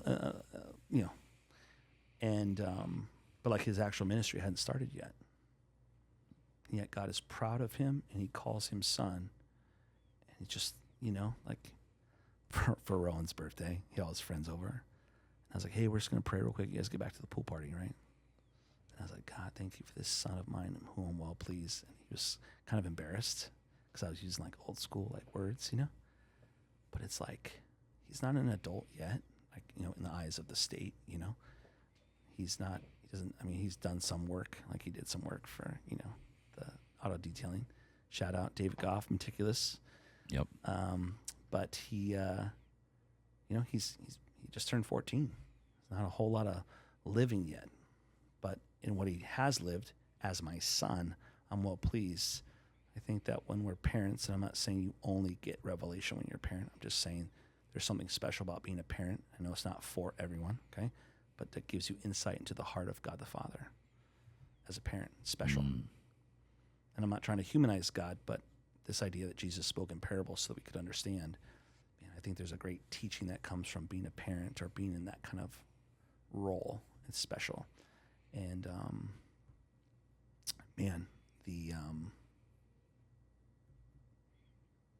to think that sonship is something that cannot be taken away, but it is something that you can release. You can let go of it. You can discard it. You can reject it. You're not rejecting that he's your father. You're rejecting that I don't identify as son. I don't identify as daughter. It's serious. It's big time. I'm humbled by it. Like no one can take that from me. Mm. I can only relinquish that. But that's identity. And from that, I can be a better husband next, better father next. It's son, husband, or spouse, whatever, parent, and everything else. That's the order. Now, I'm not saying being a husband is right, just really close. I don't want to get into that. It's just there's a pecking order, there's a ranking, there's a prioritization. And if I really care about people at the bottom of my priority list, if I really care about my kids, if I really care about my spouse, I will focus the lion's share of my effort, my energy, my resource spend on son and spending time with the Heavenly Father, because from that, like, all good things come out of it. I'm a better person. I'm a better husband, a better father, a better leader. A better brother. When I can surrender, as son, and allow God to train me up, to teach me, to grow me, to refine me. It's good. Speaking of father, leading your home, the faith leaders of our home, how important is it to lead the home? It's so important, JD. Ask me something different. How important is it? Super important. Done. Go. Why? Go. Okay, thank you. Why is it important to lead your home spiritually? Yes. We're called to. I was going to say, Obedience. first and foremost, are we called? Yeah, of course. Absolutely. I think having a space, an environment in your home where the kids feel safe to ask questions about their religion, about their faith, about their relationship with Jesus, to have a space where there's intentional time set apart or set aside for you and your spouse, me and Kelly, to talk about big things. I mean, sometimes we've got our show we're trying to watch, like we've got like a show, like that's nice for us, not every night. And the show will be on pause, like the start of it, like it's all queued up. And then and she's like the best listener, and she knows I'm a verbal processor. But, and we'll just get into the deep stuff, man, like really like beautiful stuff that we're questioning, about church, stuff we're questioning about, capital C church, not just like an awaken, like just and relationship stuff and stuff that's hard and stuff that God's showing us. And so by me not just allowing that, but seeking that out and creating intentional space to have those kinds of discussions, we schedule and calendar connection time every day, and then we have a date night once a week, and we have like rules or parameters around those times. But that connection time with Kelly, especially, we both work from home, so sometimes like I'll go to jump in the pool, like I said, even if it's just for like 2 minutes, and she'll like jump in, because her office kind of overlooks the pool. And she'll come jump in. Like yesterday, she just jumped in with me. And I just got to hold her. We didn't really talk about anything important. But like, that might just not feel like it's spiritual, but it is. Because I want her to feel safe. When she feels safe, she blossoms. And I think you've heard me say this before about women being kind of like flowers. And I'm generalizing, broad stroking, so for everyone that's getting all uppity about it and getting worked up. This could be any relationship, but the truth is like water. It's meant to nourish, it's meant to restore, it's meant to, grow, to nourish, right? And if I'm thirsty, don't give it to me from a fire hose. And if my house is on fire, don't throw a cup of water on it. You know what I'm saying? Yep. So if I'm thirsty, give me the cup of water. If my house is on fire, pull out the hoses, please. A lot of times, too, and this is a side note, I won't go down the road, but we say, hey, we're going to drink out of a fire hose tonight. Why? Don't say that. Don't say that. Say, there's multiple cups on this table, all filled with water, good stuff. You decide how much you can handle tonight, because the most important thing is that you take this and then you do something with it. You become better because of tonight. Who's the fire hose for? And I know it's an expression, but it's so widely used. Stop saying that. Yeah. Side note. So Kelly, like a flower, needs to be spritzed. She needs like dew on her leaves. If I take a fire hose to a flower, it's going to lose all its petals. If I, spray her down, whatever, it's like, but it's truth. I said what I need to say. I think it's Polish, but there's a proverb that talks about truth came to the village and wanted to, share with the townspeople. But they rejected truth. They boarded up their windows, they shut their doors, they turned out the lights, and truth was left in the middle of the town square. And this interview is brought to you by Real Deal Wellness. This is a company my wife and I just launched, Real Deal Wellness. It's a membership base. We're charging the lowest price that has ever been offered for wellness in San Diego in history. You're going to get cryotherapy, red light therapy, infrared sauna, compression therapy, and halo therapy, which is dry salt therapy. Real Deal Wellness. You can go to our website, realdealwellness.net. Also, subscribe to the channel, share it, like it. We love you. We appreciate you. Have a nice day. Alone and naked. Truth came back, wrapped in the story. The people invited truth into their homes. They fed truth. They bedded truth. They, fed and did the whole thing, and they received truth. And so it's like truth on its own could be too much or too little, not enough, not too much, or truth in the right amount, in the right way, can really make a difference. And I think truth is kind of like the water, and then the spray bottle or the hose or the cup are the different ways to present the truth. The question we have to ask ourselves is, do we want the person to receive it, or do we just want to look like we're really cool, or like we're really, I know the truth. Look how much truth I know. Fire hose. Like, 'cause I'm just be impressed, feather in my cap, look at the truth. It's like, whoa. Is your intention to be right or to be helpful? Is your intention to be the expert or to be the person who helps the most people? Like, how do you measure success in how much of the truth you're able to share, or in how much change happened to the people who took the time to listen? In the home, and being that, the truth will set you free. That truth is capital T, as Jesus Christ. And my job as a spiritual leader in my home is to put my wife's and my kids' hands in the hand of Jesus,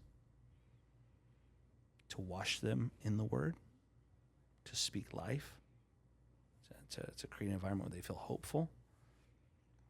It feels like it's general terms, but it's really an environment. It's a soil that's conducive to growth. The measure of my success as a husband isn't in how much my wife loves me. It's in how much she loves the Father. Not necessarily quantifiable, but it surely is qualifiable. It'll be seen in the fruit of her life. When my wife isn't being gentle, my first thought isn't, she's not being gentle. But she got to bug up her, that she's got this. Sometimes it is. Most of the time, it's, what could I be doing differently to make an environment where she feels like she can process with God? Because right now, I don't know if she is as much. And she's probably thinking the same thing with me when I'm harsh or quick to speak, or you know what I'm saying? Yep. And so we pray as a family. And I know you said how important and why. I want to model for my kids what it looks like to have a relationship with Jesus. I'm not coming out and worshiping on my knees in the middle of the floor while they're trying to do school or do their chores. Okay? But I'm also not trying to keep my worship music down low. I'm not trying to I don't want to say cry, but I probably cry a few times a week when I worship. I can't help it. I'm not trying to hold back.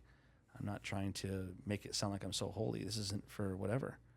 And Roe will sometimes come in at the end of something like this, just give me a hug. I just love you, Dad. I'm like, there's something in his spirit that through the closed door of my prayer closet, my office, he saw a dad who was on his knees. He didn't see me, but he knew.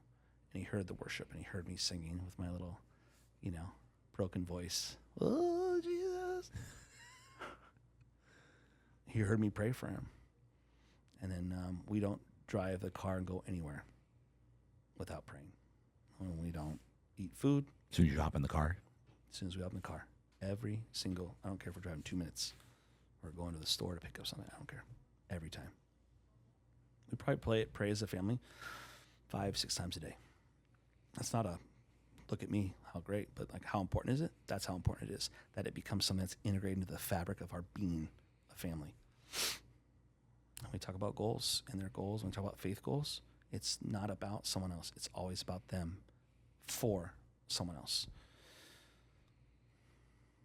Our church does this vision card thing. We put names on it. You have goals and you have names of people you're praying for. Yeah, we've been doing that with our kids day one.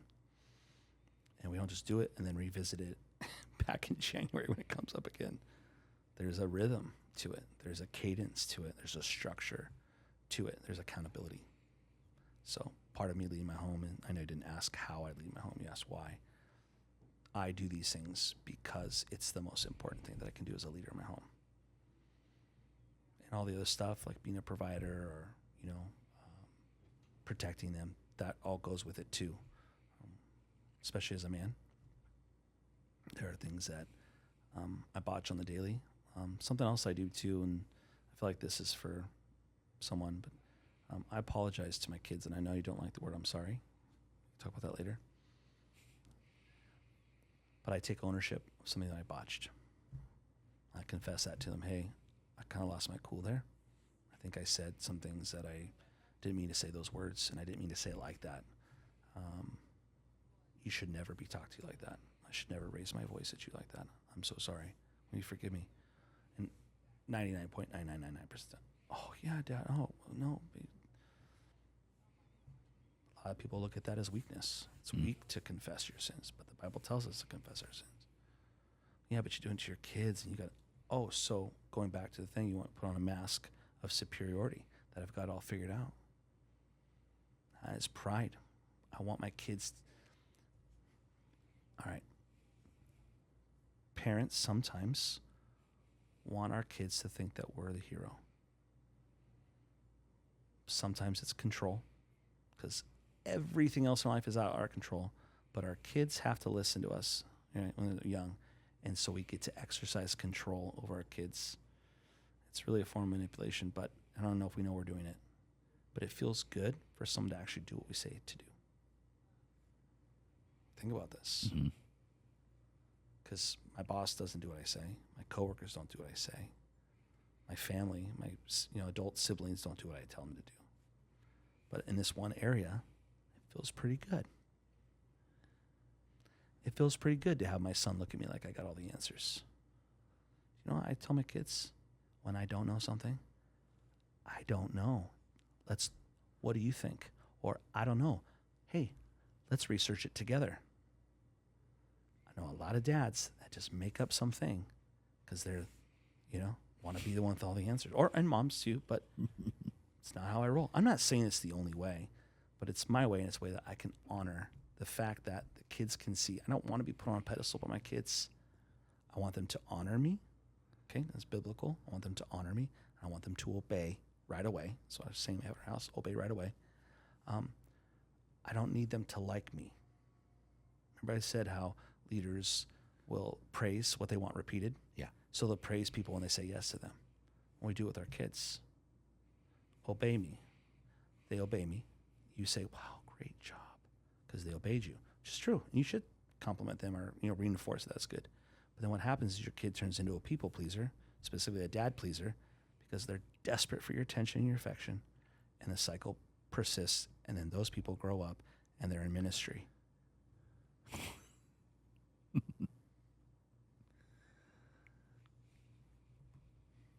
Another time.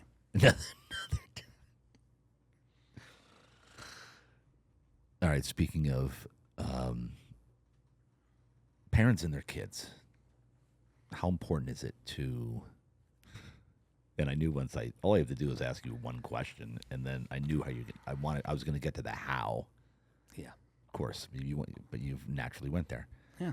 Which is my plot the whole time. Of course. All right. How important is it to show up and be present? Like let's talk about, for the kids, let's talk about sporting events, activities, just to be there. So I'm a coach, and I'm seeing it a lot where parents won't always go to the game. Yeah. I have no judgment for parents that don't go to every game. Right, and listen, there's some of them that are super busy. I get it. Yeah. But when it's a pattern where this just doesn't happen at all, and I know that it can be, that it doesn't have to be that way. Yeah, not knowing the situation, but let's Right. make some hypotheticals. And let's say the dad's not there because he's got some me time going on. That's me time's good. But when it's a pattern of like you're on the golf course or you're, maybe he's at the bar drinking, and I'm not saying the activity itself is that, but when it's something that's not like I have work or I have whatever, we're shaped by experiences. And I will tell you that my dad missed one event of all the sports, of all the stuff I ever did. He missed one time because he had a work thing and he could not move it. It was an away game, a basketball game. I believe it was 7th or 8th grade. Only time he ever wasn't there. Funnily enough, without getting into details and people's names, I didn't play. I was a starter, but I rode the bench the entire night. And I was devastated that night. I can't talk about it, but basically there was certain parents who are in a position of power whose kids weren't a starter and they got to play the whole game. Point is this, looking back, what a gift. The one time my freaking dad couldn't make it was the time where I did not see a second on the court. Wow. So my dad showed up. He says, and he still says, I want you to look up, whether you're winning or you're losing, you're hurting and pain, or whatever it is, and look up and you're going to see your old man in the stands. You're going to look up and you're going to see your dad. Win, lose, or draw. Crushing it, not crushing it. Just you're going to look up and you're going to see me. Period. That's how he chose to father. Critique on that is like, oh, you made your kids your whole life, and dude, I could get into a whole thing about our dreams dying when we have kids, and like God calling us to things like that's some hot garbage. Don't give up on your dream. Like your dad, your parents, your caregivers didn't sacrifice all for you just to give it. Then it's a baton that gets passed to a race that never gets finished. Because like when we talk about generations, side note, we talk about, oh, you just give me the generation that's revival. This generation is going to bring this. They said that about my generation, and I'm still alive and kicking.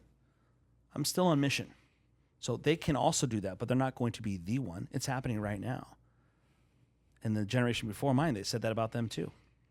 When we say that about a generation, it excuses us or relieves us of our obligation, our responsibility, sometimes even our desire to continue to make a difference. I want my kids to see what it looks like to pursue dreams that God gave me. I want to model that for them, but I also want to support them in doing that. See those little pictures, and there's like the son is whole and the dad is missing all these pieces that he gave to his son. I'm sorry, that's not biblical. You think that sacrifice means giving of yourself and God doesn't replenish? That is not biblical. That picture is incorrect. It's the and. It's not either or. It's going to be me or my son. Oh, glad. And it looks like this real benevolent father thing, and I get it. Like, yeah, I would, because I would. Yeah. I would give my life for my kid. I would take all the pieces of me. But that's not what raising up your child, it's not what training your child up in the way you should go looks like. It's the end. It's regenerative. It's showing them how to live, modeling how to live, how to love, how to follow Christ. And so, okay, being present at plays or musical things or anything that my kids are into, that can become an idol. Anything can. And your identity is wrapped up in being a dad, and being not just a dad, but that dad, sport dad, dance mom. We have shows about this, and they're out of whack, and they're not synced properly. They're not in good health about it. I also, like my dad, want my kids to look up and see me. I haven't been to every single thing. My kids are playing different sports at different times. How does that work? I can't be in two places at the same time, like cities apart. Yeah. I want to be there. I've had things for ministry that I've said yes to, but I've also said yes to my kids. And so we'll talk about it. Hey, this is really important that I be here for this. Like a Tuesday night. Hey, Dad, we've got a scrimmage. Is there any way? I have Pathfinders that I've committed to this season for, right? Yep. Or like work. I do everything I can. I would rather stay up late, and what I do? I'll stay up till 3 o'clock in the morning so that I can be present for my kids' stuff. Now, but that's the luxury afforded to me by being my own boss. And technically your clients are your bosses, but that's another topic. But the point is I have flexibility. It's just, are you willing to pay that price? I just think that, again, it's a pendulum, and there's a sweet spot that says my whole life is not my kids. My whole life is not my kids. That's not healthy for me to model that for them, because they'll do the same thing. Right. They'll abandon what God has asked them to do and to build and to, to how to serve. Furthermore, my wife trumps my kids. Kelly, son, husband, father, everything else. If being a father conflicts or somehow devalues my relationship as a husband, I don't do it. Or if I do, I confess and we make changes and move on. The point is, Kelly and I are aligned and we love to do it together. And I think you can probably appreciate this in your own life. We go as a family. Yeah. We do it together. It becomes something that's central. There's another couple I love how they do it. I don't want to say their names, but they're amazing. And they're all in on their kids' thing, but they do it together as a family. So now there's, we have this saying in our house, like, hey, Barry, you want to do this? He wants to play with this comp soccer team. I'm like, cool, man. You know that if Rowan does it, he's like, it's Team Ewing that does it. I'm like, exactly. Everything is Team Ewing. So our language is Team Ewing. We do this. I don't do Pathfinders. We do Pathfinders. Now, they may not be in the class teaching, but they're praying, and they're affected by the schedule. They're affected by the commitment. And it's not negative, like it's a consequence, okay? But they're affected by the schedule. It means I'm giving up my dad for the next 4 years every Tuesday.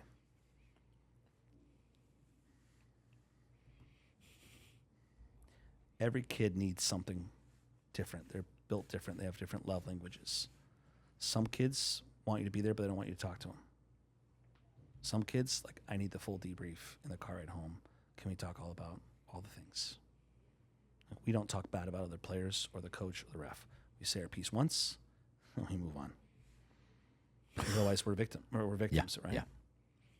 My kid, my daughter is super verbal. My son, not as much. So I want to love them where they're at and how they want to be loved and how they need to be loved. My son wants me at every single game. He wants me to say no to Lane to be at his games. Well, but you're going to come to mine, right? It's like this weekend. One's in Ramona and one's in Escondido. Same time. I can't make both, so I have to choose. So we usually flip-flop the next day, and then mom goes to whatever. It's divide and conquer. It's the drill. But I make time for my son after, and I film their stuff for them too, because they want to get better, and I want them to get better, and so it's tough when I'm not there to film. Yeah. That's like this added benefit where you get to kind of like go deep. We don't always have that like tracer camera, we can watch. Mm-hmm. But I'll say too, I don't know why this just feels like in my spirit, but I love football, like American football. My kid doesn't play that. He plays soccer, football. I wasn't into soccer. I'd probably put soccer like the second lowest sport that I like to watch because I can't stand the flailing and the it drives me nuts. So basketball is actually the worst for me. I can't. I could probably watch like the last 2 minutes of a basketball game. That's about it. If that, in a playoffs. If I was there, maybe. If I was there, I would like it more. The energy. Right. But like to watch it, I just can't stand the like trying to draw a penalty. But in soccer, it's like actually encouraged. It's coached. It's part of the game, and it's just hard for me. But guess what? My son and my daughter really love soccer, football. So guess what? I made it my mission. I'm going to be into what my kids are into. I'm going to learn every freaking thing I can. So I learned the positions. I learned formations. I learned all the rules. I learned all the coaching techniques. I started learning the teams. I don't like soccer in this moment. I don't like it. But my kids are into it, so I'm into it. So if I'm not at his game, we're going to talk about it. Yeah. I have the language so he knows. And this isn't like a surprise. The kids know I don't like soccer. It's a great sport. Just the flailing thing, I can't. Yeah, for me, it sends a chill up my spine, like when I see them flop. Yeah. The whole game. But the game itself is it's amazing, bro. I have mad respect. Oh gosh. For the amount that these freaking guys run. More than any other sport, by far. Any other sport. It's super physical. I'm in awe, but the flopping drives me freaking crazy.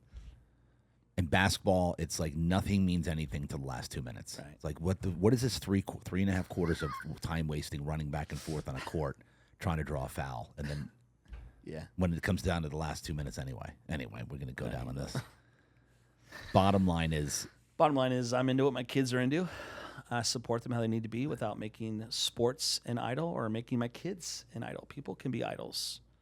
I put my wife on a pedestal. I've made her an idol 3 specific times in our marriage I can recall. It's scary stuff. yeah. I've had to repent. Wow. It's not fair to her. Can we go on? Was there an example for people to give me one example of that? Yeah, high level is she makes me feel if she is happy, then I'm happy because I made her happy somehow. I have the power to make, and she has the power to make. Yeah. Right. If she wasn't having a good day, I wasn't having a good day because that's empathy.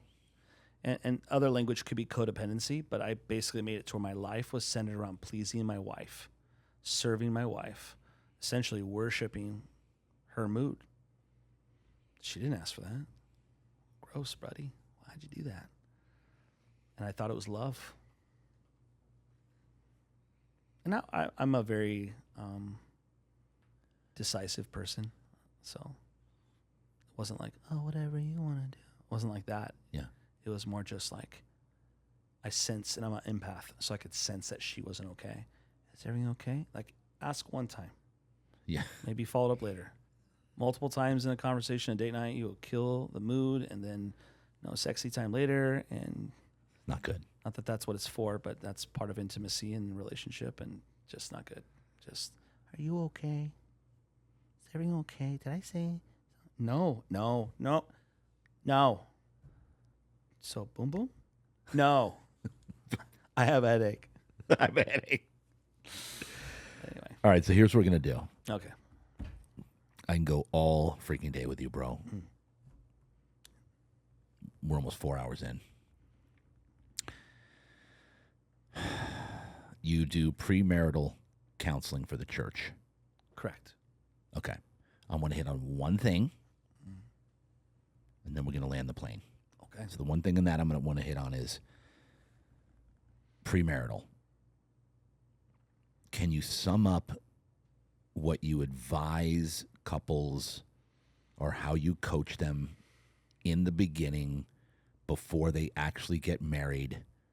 What's the best way or best thing or best advice that you can give couples to make sure that they get off on the right foot? You know where I'm going with this. Yeah, tough to pick one thing. Like, is there one main premise that's going to, like, like authenticity to convergence, this would be to having a harmonious marriage? Is that possible? Yeah, I said it earlier. My focus is not in my wife loving me more or doing things so that she will love me, so that she will accept me, so that she will praise me.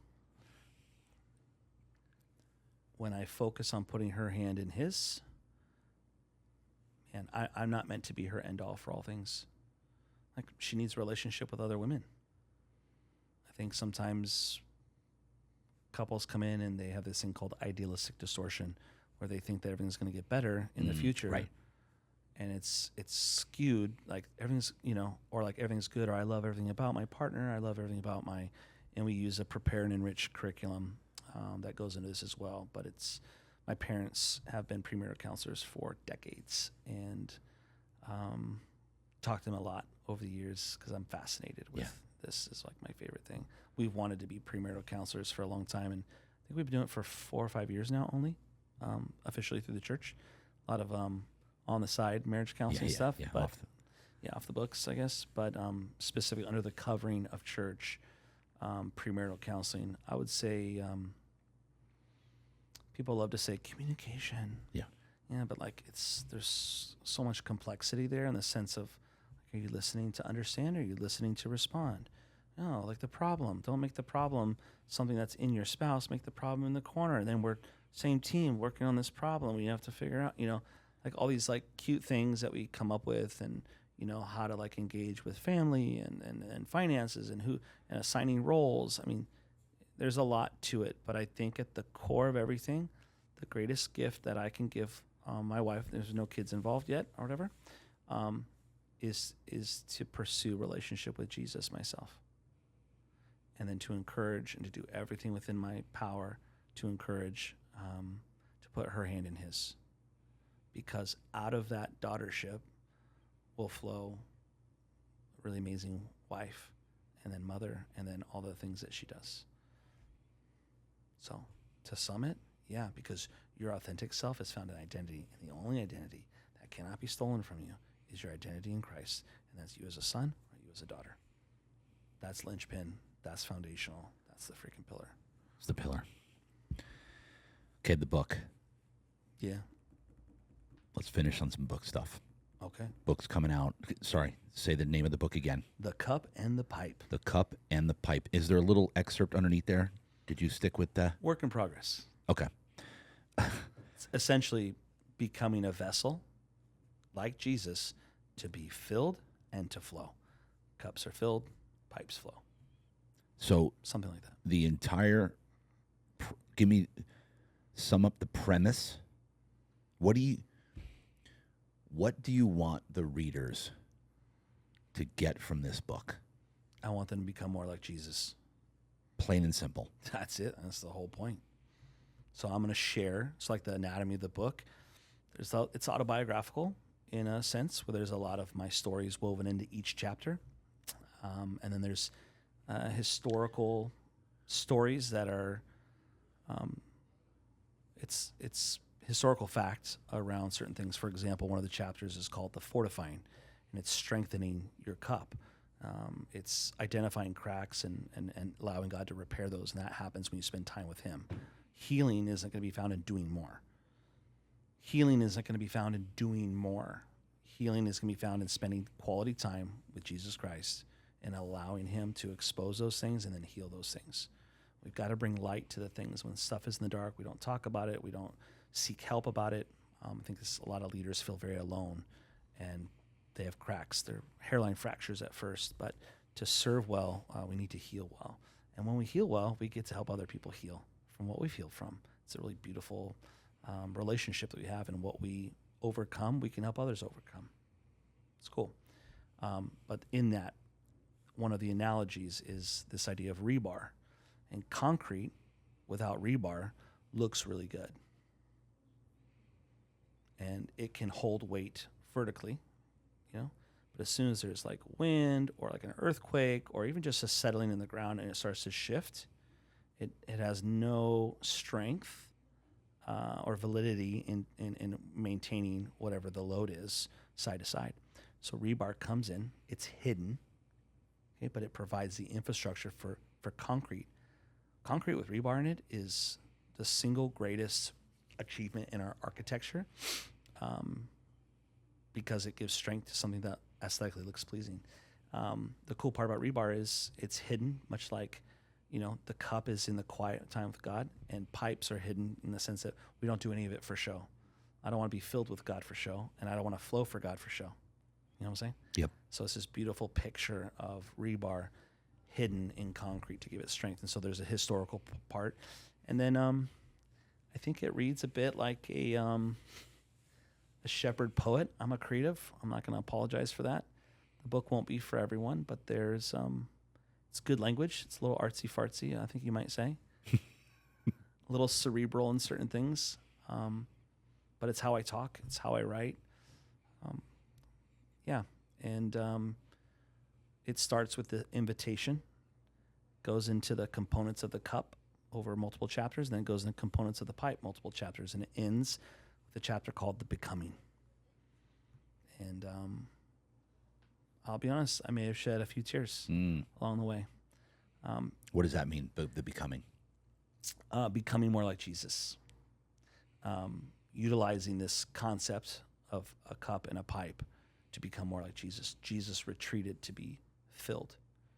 He went off on his own, to be filled. He went into the quiet. That's what I was going to say. The cup is about the quiet time with our Creator. Yeah.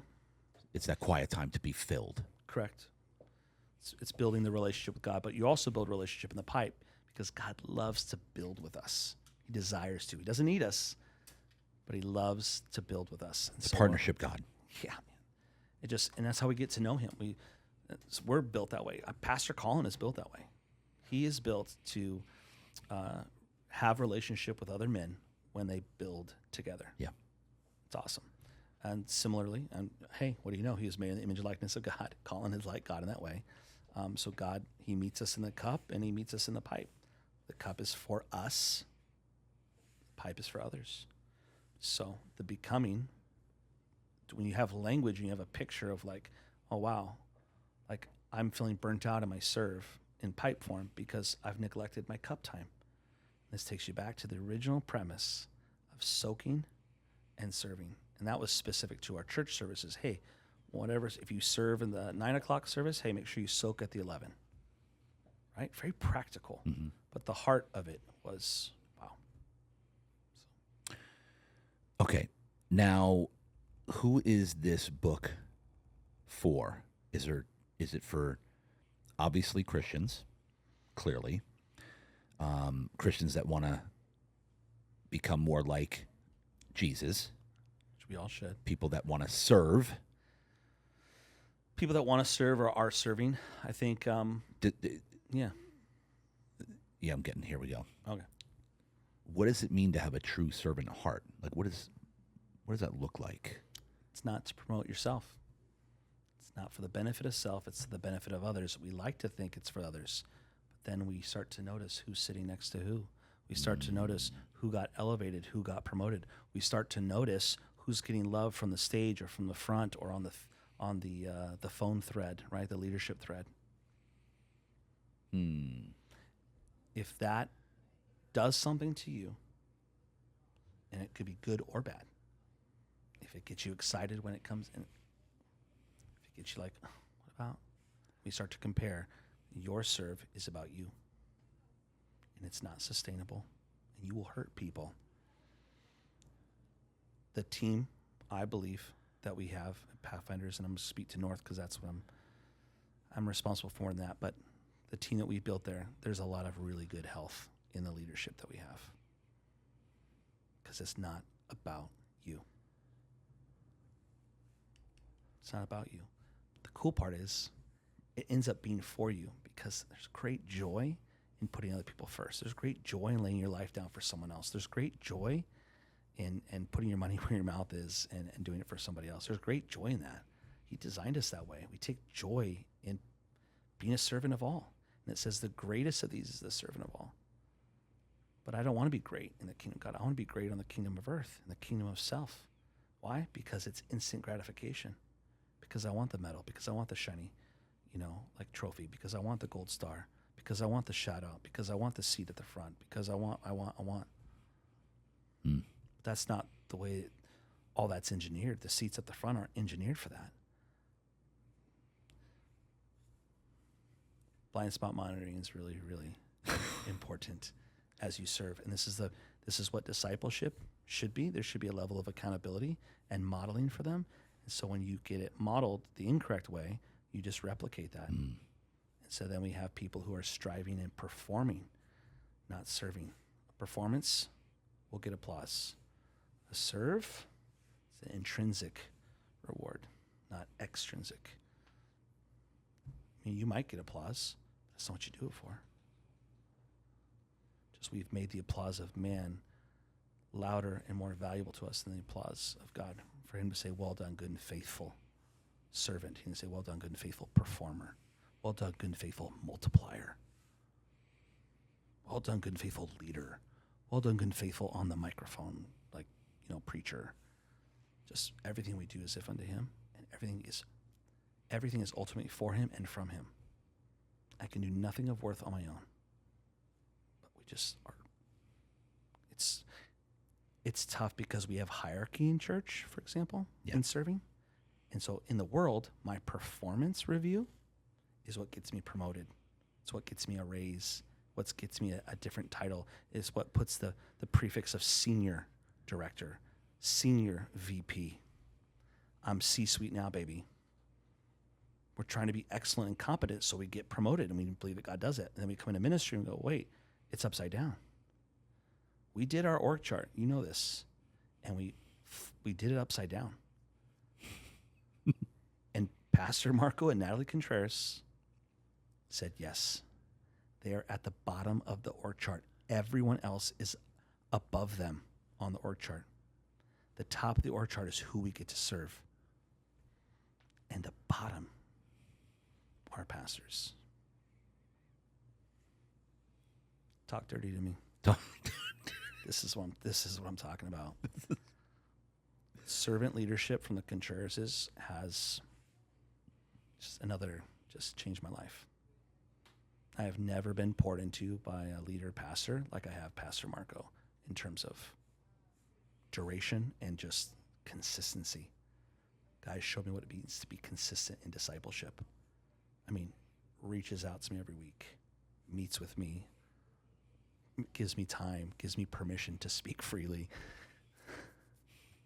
Guy's incredible. I mean, Natalie too, but I don't spend a lot of time with her. And the premise of the servant heart and everything you just talked to, I'm assuming this is in the book. It's the point of, It's the book, it has little sections called Rest With This at the end of each chapter that has questions for you to ask yourself and to be honest. It has a callback to a verse, like revisiting this verse, and then there's a charge, there's an encouragement. I go there, and the expression of mine, I went for the jugular. I know the intent of that is like I really went for like the core of it all, but if I go for the jugular, it means I want to kill you. I don't go for the jugular, I go for the heart. And there's calluses on our hearts, some from years, some from trauma experience we've had. We took that verse out of context, that guard your heart above all else. And we guard it to the point where we can't receive. But if you're serious about growing as a Christian, and you're serious about your serve, and you don't mind witnessing some of my foolery along the way and stuff that the pain has taught me. But you'll increase your capacity. You'll increase the purity. You'll increase the connection and the influence of the pipe. And in the cup, there'll be a fortifying. There'll be a depth of cup. Shallow cups splash a lot. Looks like there's a lot going on. Yo, cup shallow. Just saying. Like a little bubbling brook, all this activity versus a deep river that's literally carving the face of the planet. But there's not a lot going on the surface. Give me volume, give me quality. Cup in the pipe will give words an analogy and metaphor. It's very much like a parable, 10 times over in terms of the content of it. It's like a collection. And the pages, as I say there, they're my obedience. I didn't write it for me. I don't actually have a marketing plan. This was something that you said, hey, we should talk about your book. This was not part of the plan. I mean, part of his plan, yes, but part of my plan.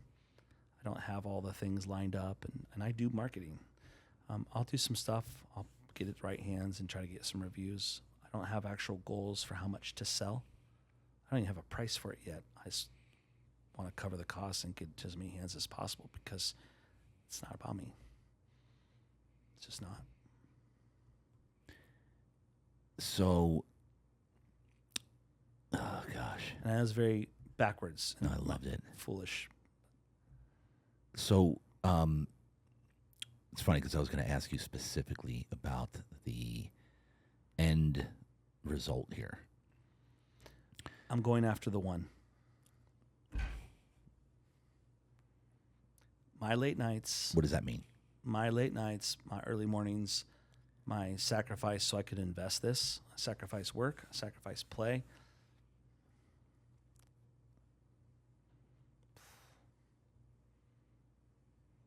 I was like, God, just show me the one person that's going to eat, that's going to drink from this. Not because it's perfect, but it's perfect for them.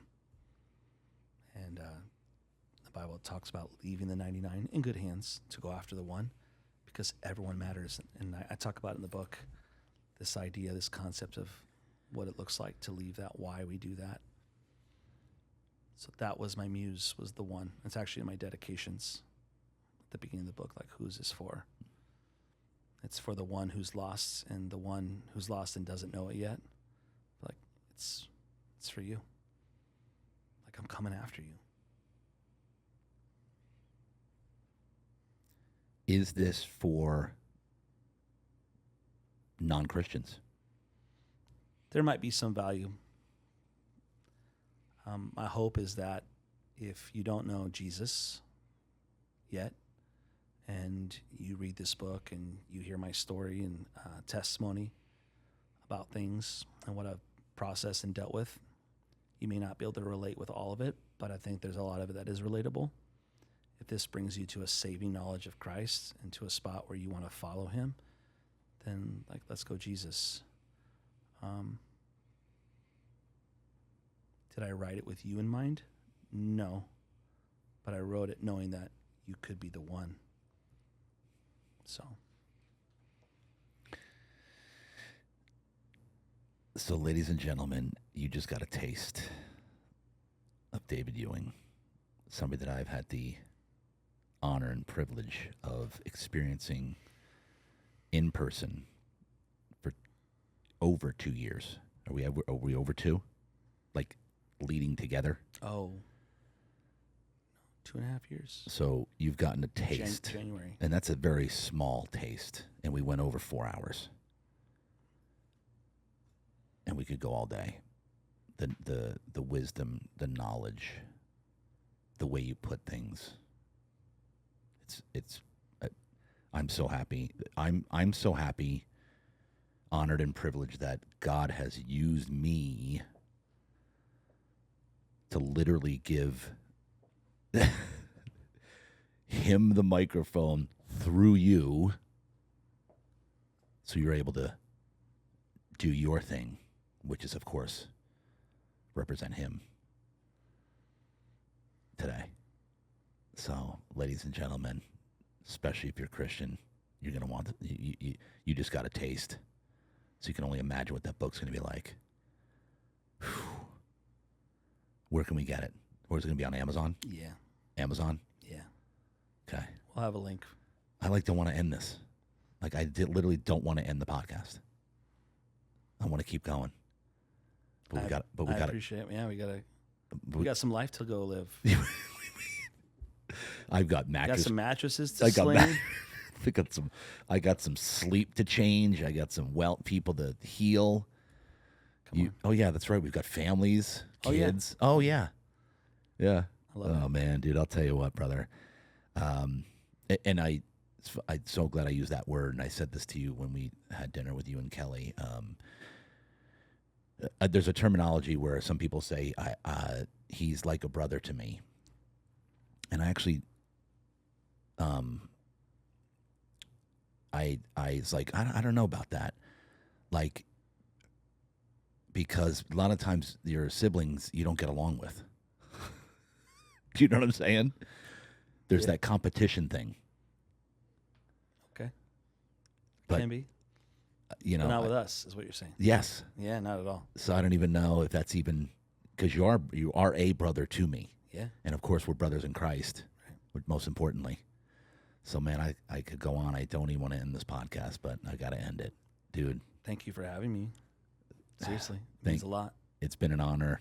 It's been a pleasure to think back when we first met each other, when I was apprentice, 2021. I was an apprentice. You were one of the leaders in the class. Do you remember this? I do. We're closing the podcast. I judged the book by a cover. I said I was sorry. You did judge it. You're like, who's this dude? Big time. And you did too. Yeah, that's right. We both judged. Correct. Because I saw you as this just happy-go-lucky, funny guy. And then all of a sudden, I led with you and flipped the switch. And I was like, holy crap, this dude's a leader of leaders. Like nothing I've ever seen before. So, all right, we're ending the podcast. That's it. Love it. I love you, bro. I appreciate you. You've had such an impact on my life. I'm motivated every single day just to live out, what God has called me to do, because you have just led me so well in my spiritual life and praying. And man, can't thank you enough. It's been an honor, and I'm just looking forward to the rest of the journey here with you. I'm here for it. I'm here for you. Let's go. All right. Love you, bro. Love you too. David Ewing. Get the book. Let's go. Real Deal Talk. That's a wrap.